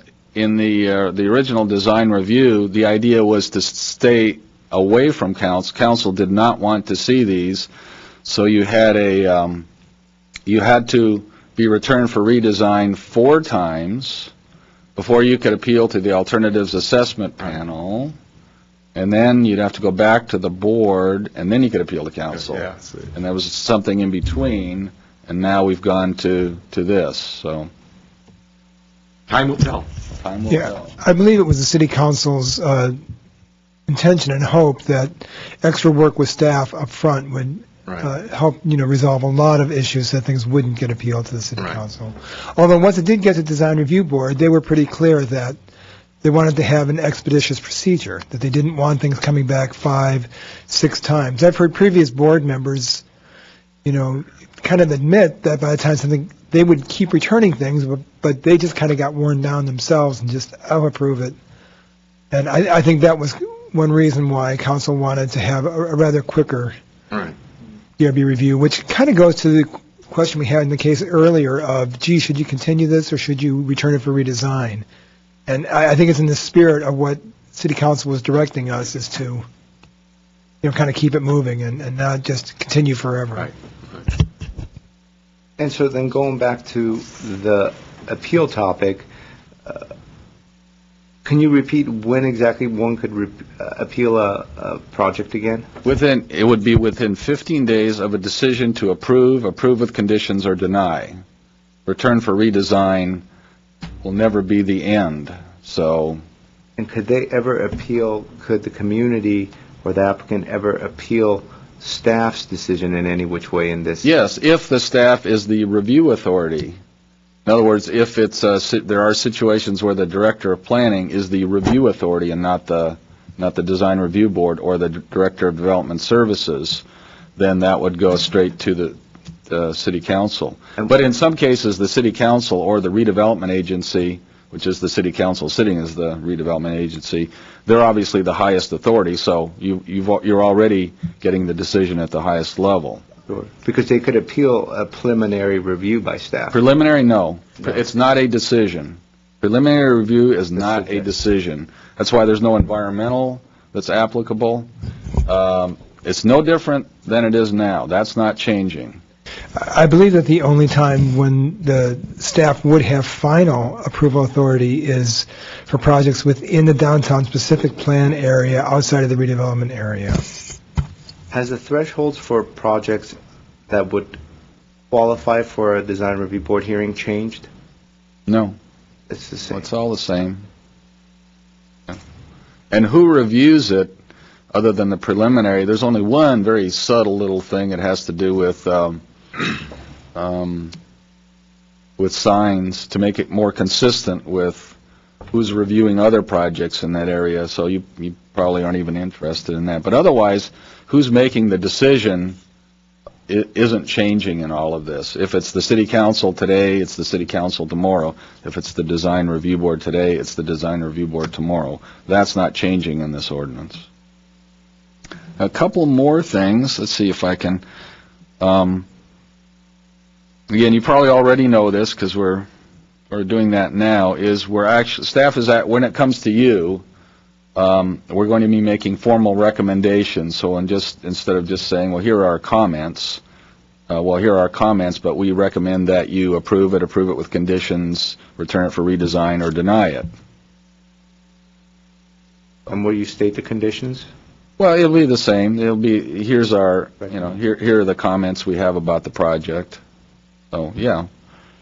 Then if you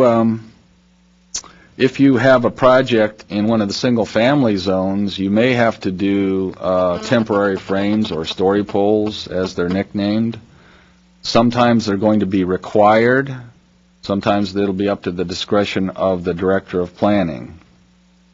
So, hillside ROS R1R, if you're building a new house, you have to put in story poles. In an R1R, that's a requirement. That's a requirement. What if you're replacing an existing building with a new building or an addition? Is it still required? If it's new, it's required. Anything else, it's up to the discretion of the staff, the director of planning, or he's delegated to deal with that. That's interesting because a lot of R1R zone homes are existing neighborhoods, so you could have an existing neighborhood with an existing pad that's somewhat flat. Yep. And it's not really in an hillside area, although it's categorized as one because it was one many, many years ago. Yeah, if it's a new house, there's no discretion, other than if the director can find that something other than story poles, like computer simulation, I don't see that happening too much in the foreseeable future. I think we're going to be looking at 95% of the time it's going to be the story poles. And the R1 zone, R1R or? In R1, the non-hillside, there's no situation where they're absolutely required all the time. If it involves an upper level enclosure, second, third story, although you're not going to have too many three-story situations in R1 zone, but then it's up to the discretion of the planning director to require the story poles. What about in commercial? Nope. No. Well, just single family. The story poles only applies to single family. Okay. And they have to be up for quite a long period of time, too. They could get expensive as well. Yeah. There was much discussion at council about, yeah. They were a little divided on how often they should absolutely require them, and this is the sort of the compromise that was reached. This is a technical question, but an interesting one nonetheless. If you have an existing home in an R1R zone that's one story, and the person would like to demolish and build another one story, would Story that poles. still story poles, even if it's being replaced with a one story? Okay. I mean, the original proposal was to have everything at the discretion of the planning director, but again, there was discussion at the council level, and there was some interest in having them required, in certain situations, no matter what. So this was sort of a compromise that was reached. Tear it down. I'm just picturing how those story poles would fit in with that existing house. Well, if the house isn't already torn down, that could be kind of tricky to actually Hopefully do. I will say it's not that common that someone bothers to tear down a house to build an identically sized house. Now, what I've normally seen is There could be one story, just It could be, yeah. they tear down a house, but they don't really tear it down. They say it's just a remodel. Yeah. And we've seen, that's changed. Well, if it's over 50% demolished, then technically under our code, it's new, Right. so even if they leave 49%, you're talking story poles. What else can I say that's significant? This concept of the neighborhood, I mean, that's in the code now. Council wanted to focus in on mainly the 300-foot radius around the subject property, and even more emphasis on what's going on that particular block, and also on what's immediately adjacent to it, so that you get a good design relationship to your immediate neighbors, your block, and the 300 feet. Now, that can be modified a little bit at the discretion of the Director of Planning, so if we do that, you're probably going to see that in your staff report, some justification as to why the analysis kind of goes in relies a little bit on a different shaped area. Again, you can imagine a canyon situation where maybe what's 300 feet in one direction isn't as relevant as what's 500 feet in another direction.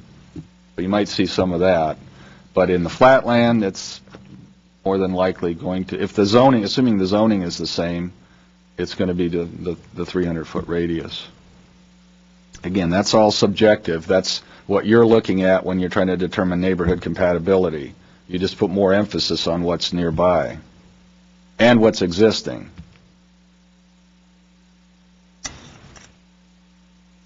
One of the more controversial aspects was the issue of privacy. So you're going to have a little bit more authority to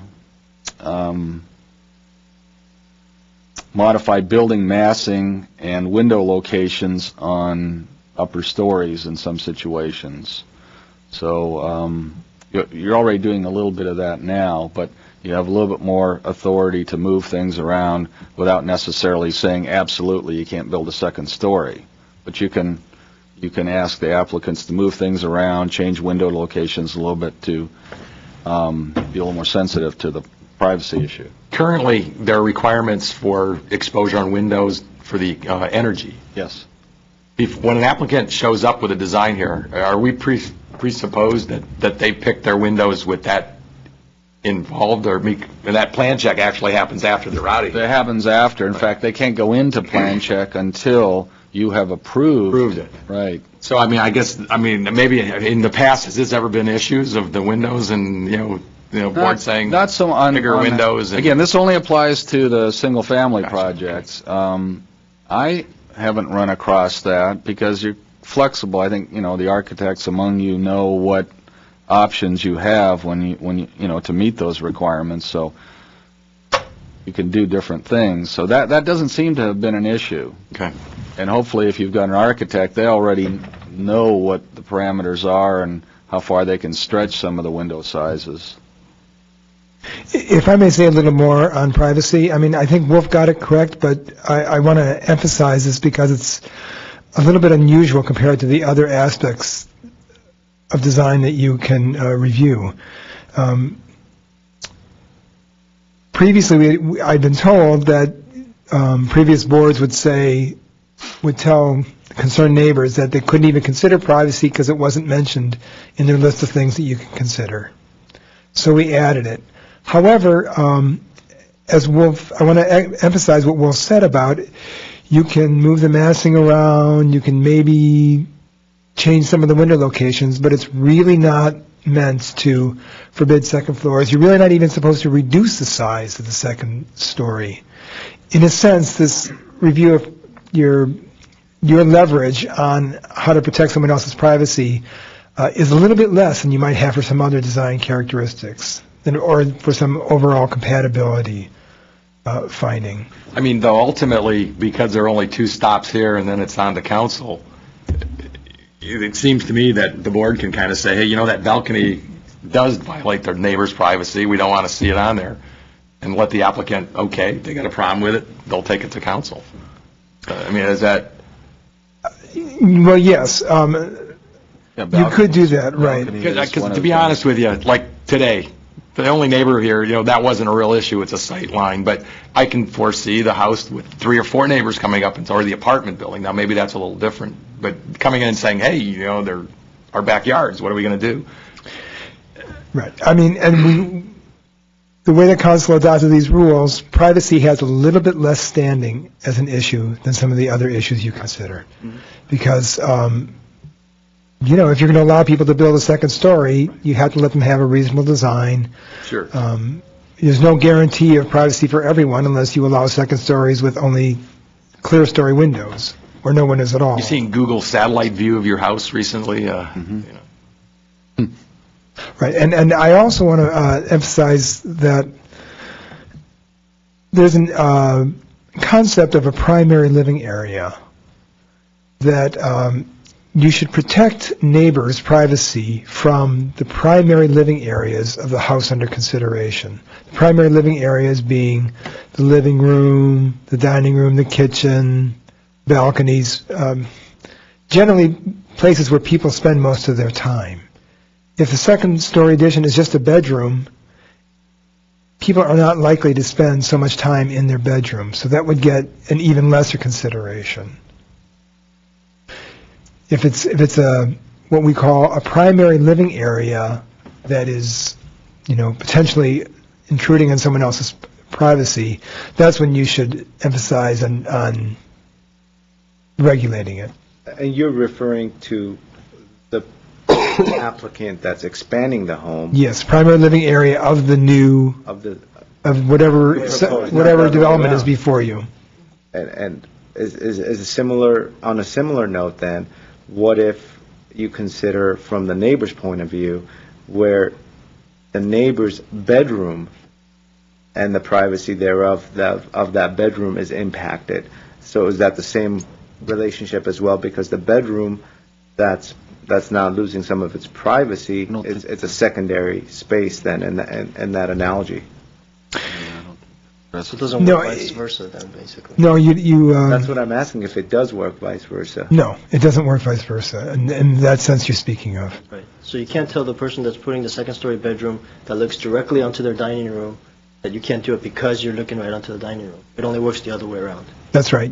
You should not be creating new primary living areas that might intrude on privacy. On the decision, once you make a decision, you're going to have to make a written statement sort of that justifying your decision.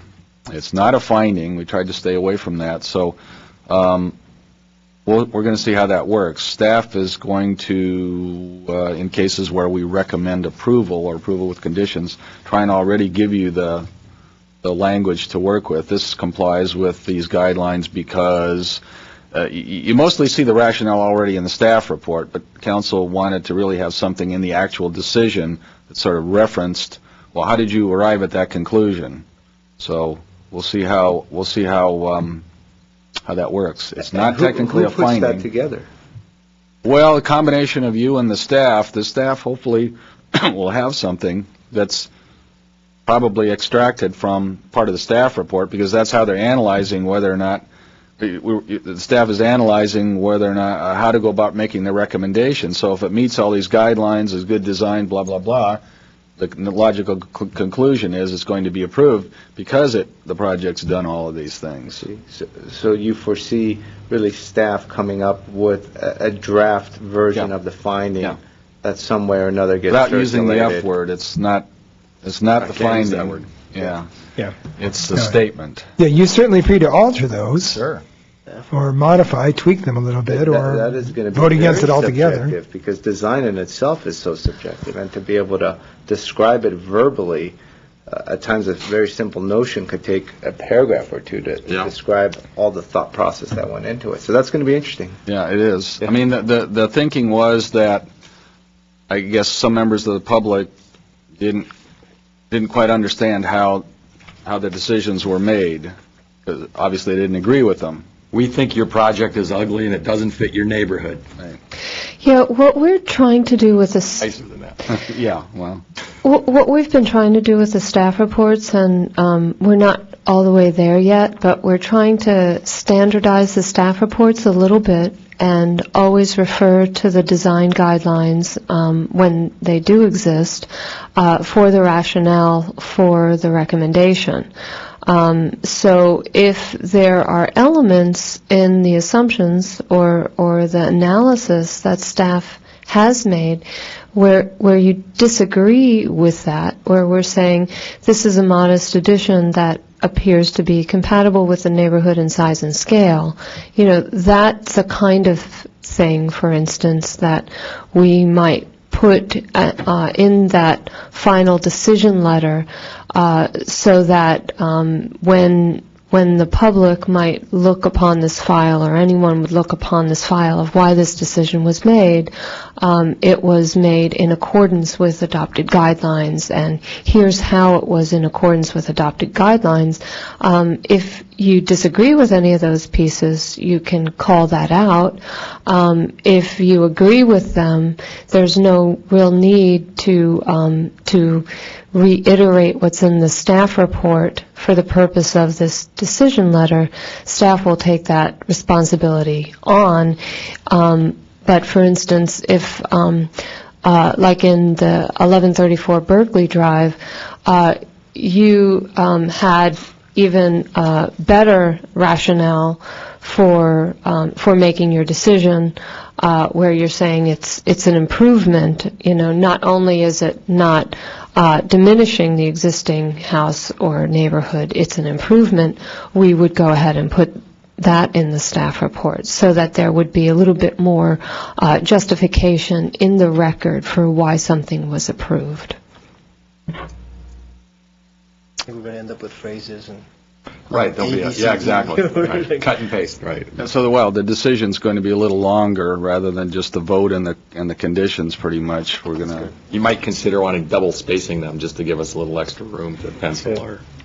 Well, some of those details will still have to be worked out as we go along, and if we need to tweak something, then that's what we'll do. And make it work. And I don't know if it's even, the best idea for us to be critiquing staff's without using the F word, thought process. I think, you come up with some conditions for either approval or non-approval. And let's say there's 4 conditions, and 3 of them we agree with, one of which, for whatever reason, brings up a topic of discussion. And in that case, that one topic is discussed, and then staff basically could take whatever you get out of that and insert it in your report.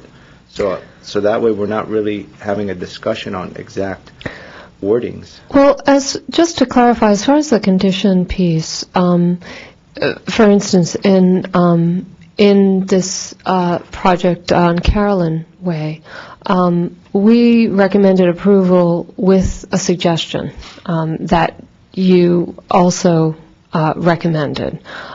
We likely won't outline the conditions. That's really for the design review board. Comes out of the discussion. Yeah, it comes out of the discussions. We will likely make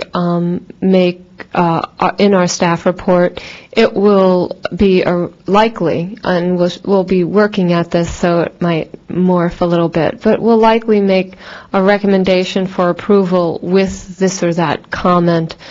We may put something within the body of the report that you'll pick up on in your discussion, but we likely won't outline 1, 2, 3, 4 conditions, because we want you to be able to have a flexible discussion, and design is on some level going to be some disagreement over the details.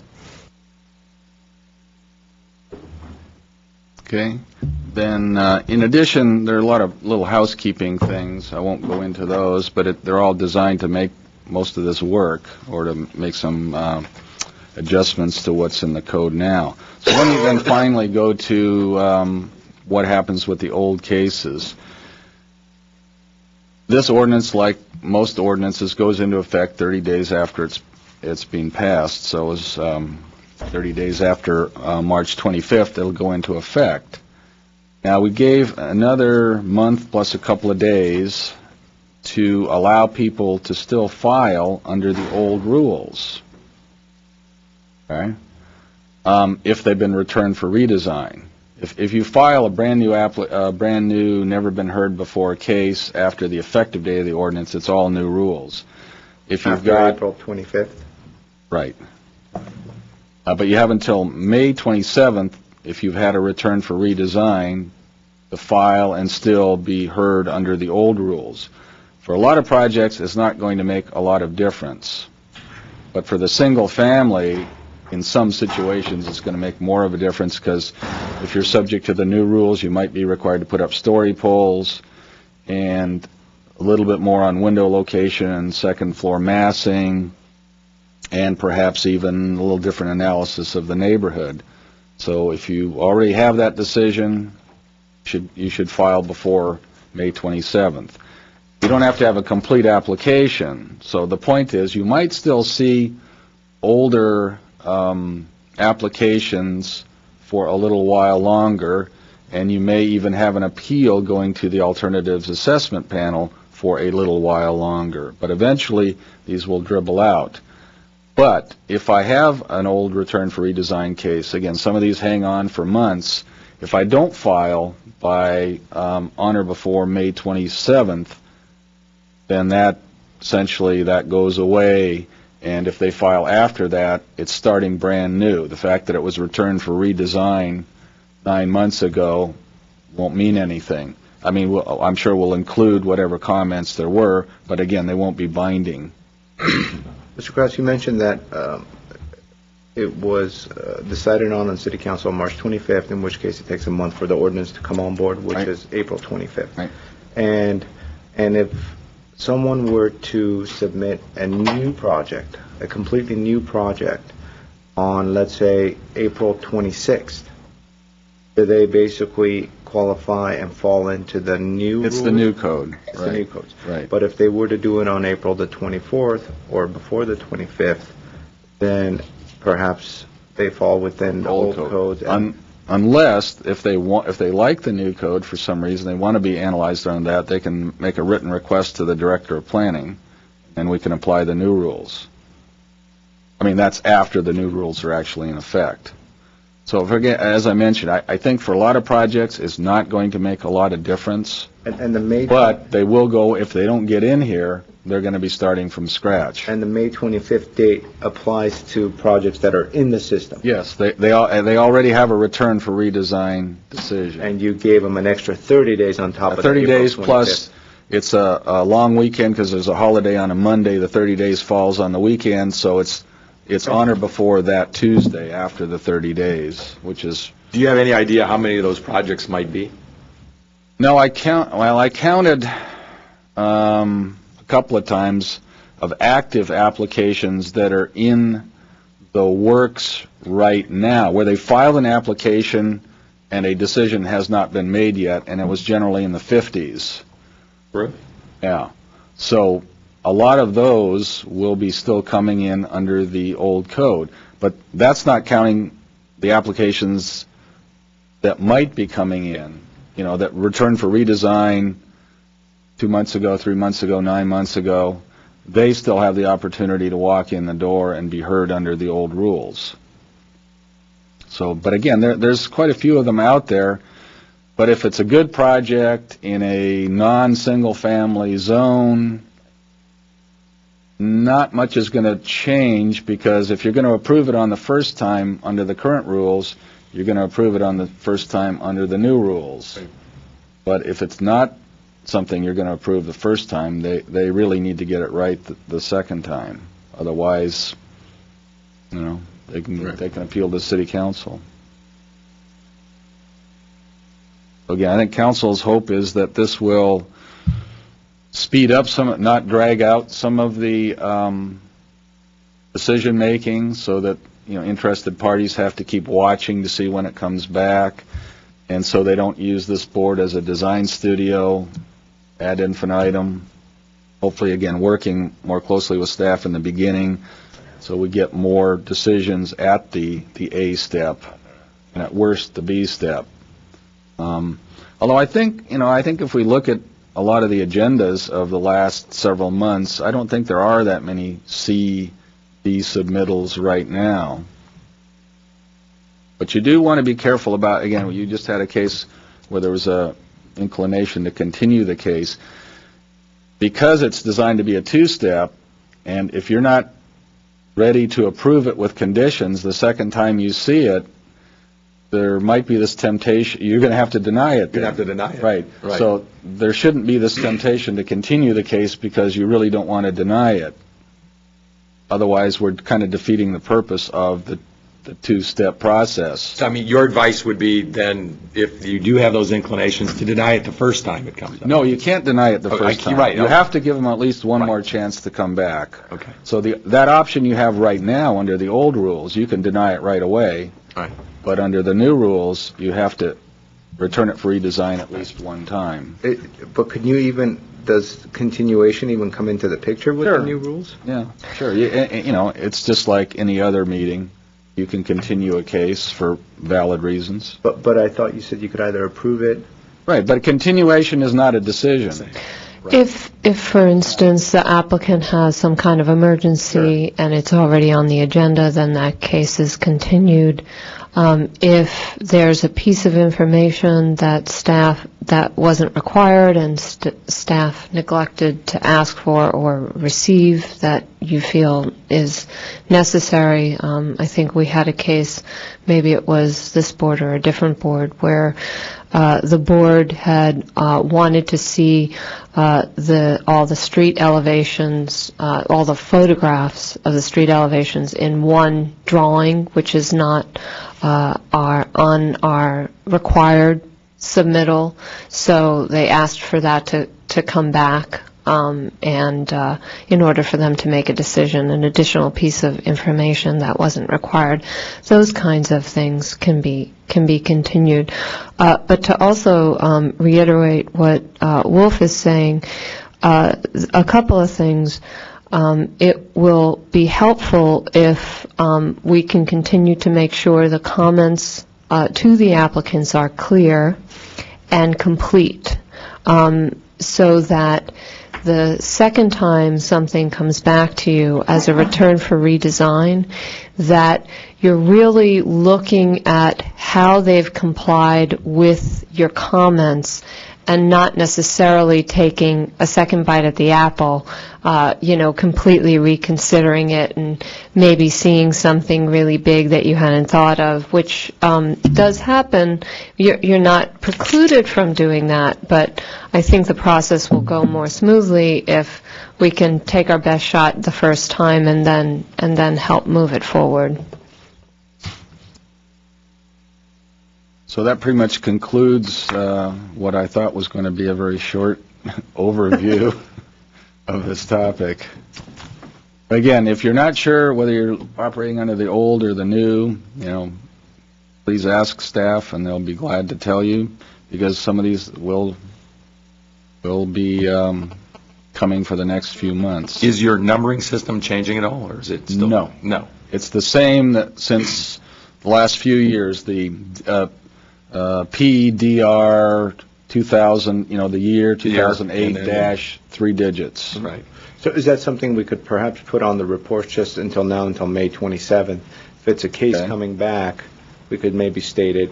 It's under the old rules, and that way we'll... Yeah, that would... It's a good idea. Right. Because the numberings, you won't be able to tell. Well, unless you get a C coming in right now, then you'll know it's... Right, okay. But we should be able to tell you that. Okay. Great, thank you. Any last questions?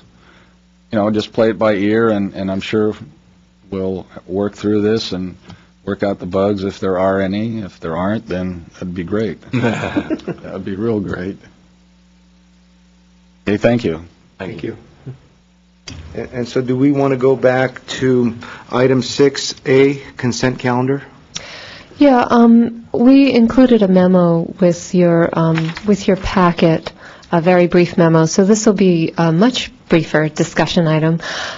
Because we've been working with applicants, and we do have some cases that we feel that will be coming forward to you that we feel pretty confident that you'll look on favorably, where we're not going to be recommending, additional conditions or comments.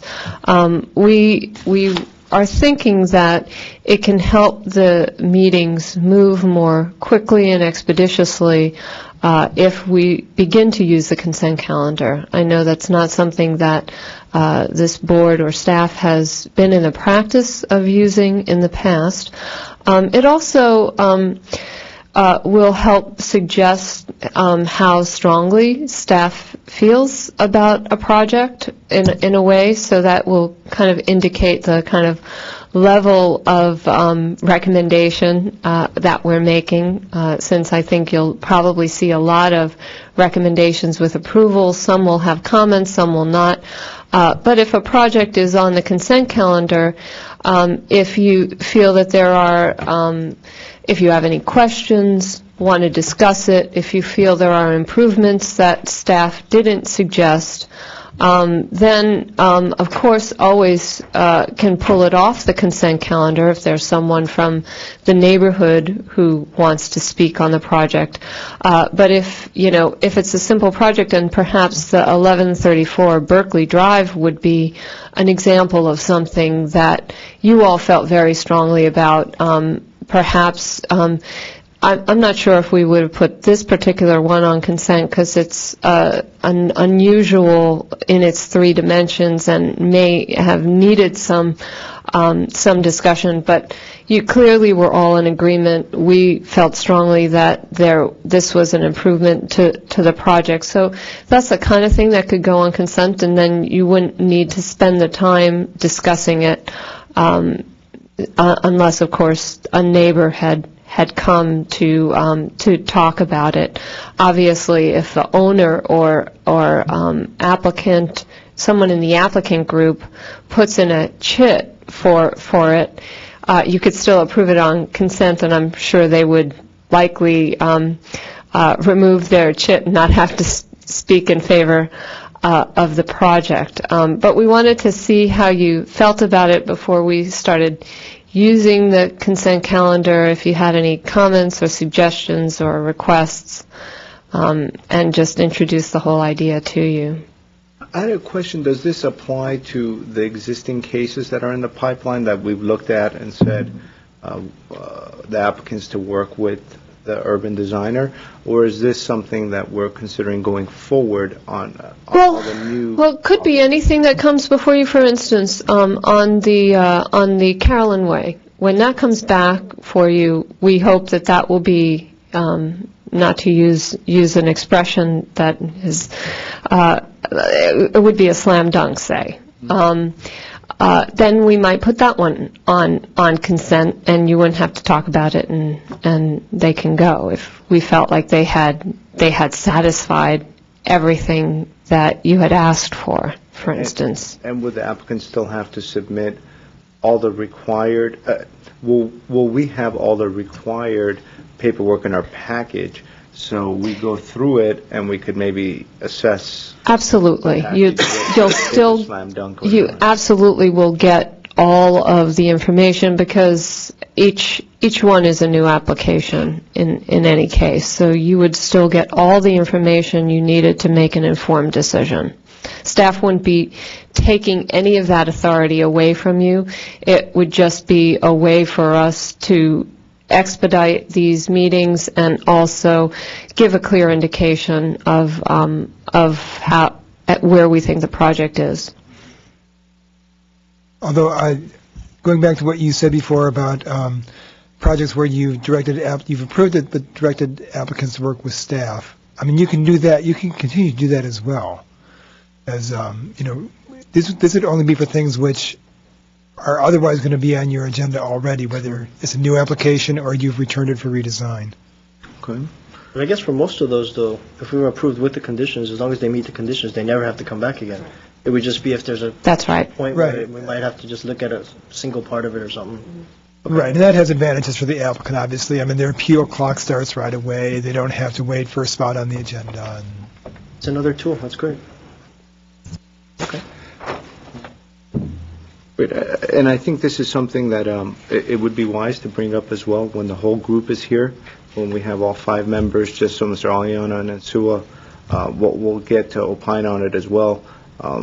they've been around for a while as well, and They may be looking forward to this. yeah, and it might expedite things as we're all pointing out. And so a lot of stuff to think about. I mean, gosh, for the last hour we've been hearing of all these new improvements, and so we've been taking it all in. Well, we've been very busy. So we'll make sure to include that memo in with the other board members, and perhaps if there's a consent calendar item on the next agenda, do a brief comment about that. Yes, and the memo was actually included as part of your Yeah, the packet. packet, I saw So it. board members Instua and Eliana both received the memo. Well, that concludes item number 6, and the next one is 7, which is adjournment. So does staff have any more items to go over? Well, actually, no, there would still be approval of minutes. That's right. Minutes. So Going I back to believe- item number 4. There you go. You try to get out of those by I passing to the tried. bottom of the list. I tried. And we do have 2 more staff announcements after we're through with the minutes. Thank you. I have to read that one.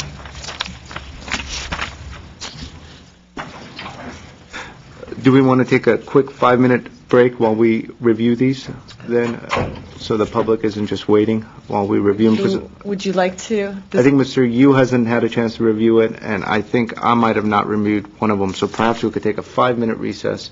Works for me. And then just come back right away. Thank you. Yes.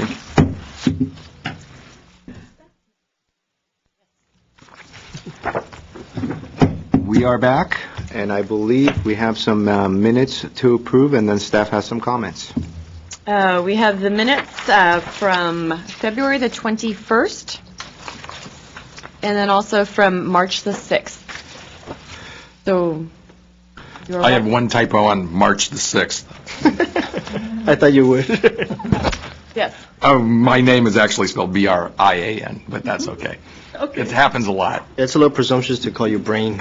But there's a story working there, but yeah, not in design. Our sincerest apologies. We will make that correction. That's fine. And does someone want to approve the minutes or make a motion to approve the minutes? You know, I was not at the February 21st, so I need to So, abstain. yes, please. Okay, I'll make a motion to approve the, you were not at the February one? 21, right. Okay. 21. To approve the February 21st minutes. Very good. And I'm going to pass the gavel Oh, yeah? to my right, and I'll second it. All right, thank you. So, all in favor? All in favor? Yes. Board member, you? Yes. Chairperson Simonian? Yes. Yes, motion passes with one abstention. You're gonna have it And the minutes from March the 6th. All I'll of you move were- minutes for March the 6th with the one typo correction. Okay. And I second. you, board member, you. So in terms of a roll call, board member Ellis? Yes. Board member you? Yes. Chairperson Simonian? Yes. Motion passes 3-0. Now back to staff and board announcements. I believe Stephanie has her turn for you. Yeah, I wanted to alert you that there will be a couple of discussion or reports going to council for discussion concerning DRB. The council has asked for a report on how staff evaluates exemptions, design review board exemptions, so what we're able to review over the counter. And that report will be going to council on April 15th. As soon as that report goes out and becomes public, if any of you want to view that, it will be on the website.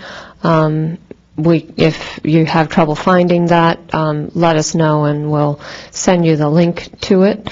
Then the week following that, on April 22nd, because one of the council members has asked for us to look at the possibility of a joint study session with the DRBs and council. So we're putting forth a few options for that, and there's some material in that report that would also be of interest to the boards. So again, that's April 15th for design review board exemptions, and then April 22nd for potential study session options. Could I request that you just email us the link? Sure. I mean, that would be great. We'll absolutely do that. What's the purpose of the joint session Um, they're requesting? Well, we've outlined a few different options for whether or not the the joint session, what kind of material could be covered in a joint session, whether there should be just joint session with both DRBs to kind of cover all the new processes and materials and then report to council. So there are a few different options that we're outlining for the council. Clarification, so on April the 22nd or Tuesday the 22nd, there's going to be some document that's produced that outlines the different possibilities, or Right. is that? That there's a report going to council that will then discuss the different options. Very good. Last but not least, 2 items. One, most likely the last alternative assessment panel is being scheduled. And this is tentatively scheduled for May the 1st. It was a case that was heard by the board number 2, and it's for 1340 Virginia Avenue. Because it's an alternative assessment case that was heard by DRB 2, we asked that 3 members of DRB 1 participate. So this will be scheduled on a meeting date held for DRB 1 in 4 weeks, essentially. So we're asking that all of the board members, both tonight, and we will also be calling board member Aliano and board member Insua, whether or not you would be able to attend a 3 p.m. alternative assessment panel on May the 1st. So we will need 3 board members from DRB 1, and we will also be contacting DRB 2 to find out which of the board members, when we need 2 from DRB 2, for what will essentially most likely be our very last alternative assessment panel. And last but not least, the Planning Department would like to congratulate our newest Design Review Board member, Mr. Brian Ellis. We're getting old. No, to wish him a happy birthday. Making it this far. Happy birthday, and thank Happy you very much birthday. for your dedication on Thank you. coming on the evening of your birthday to join the Design Review Board. So Well, it's always a pleasure to be with you folks. So I'm looking forward to a few more of these. Maybe do them in a little less time, but thank you. And that being said, that concludes staff's announcements. Thank you. I move we adjourn.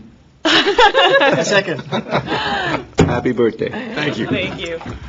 So May 1, that's one of our dates, isn't it? We didn't Happy say- birthday.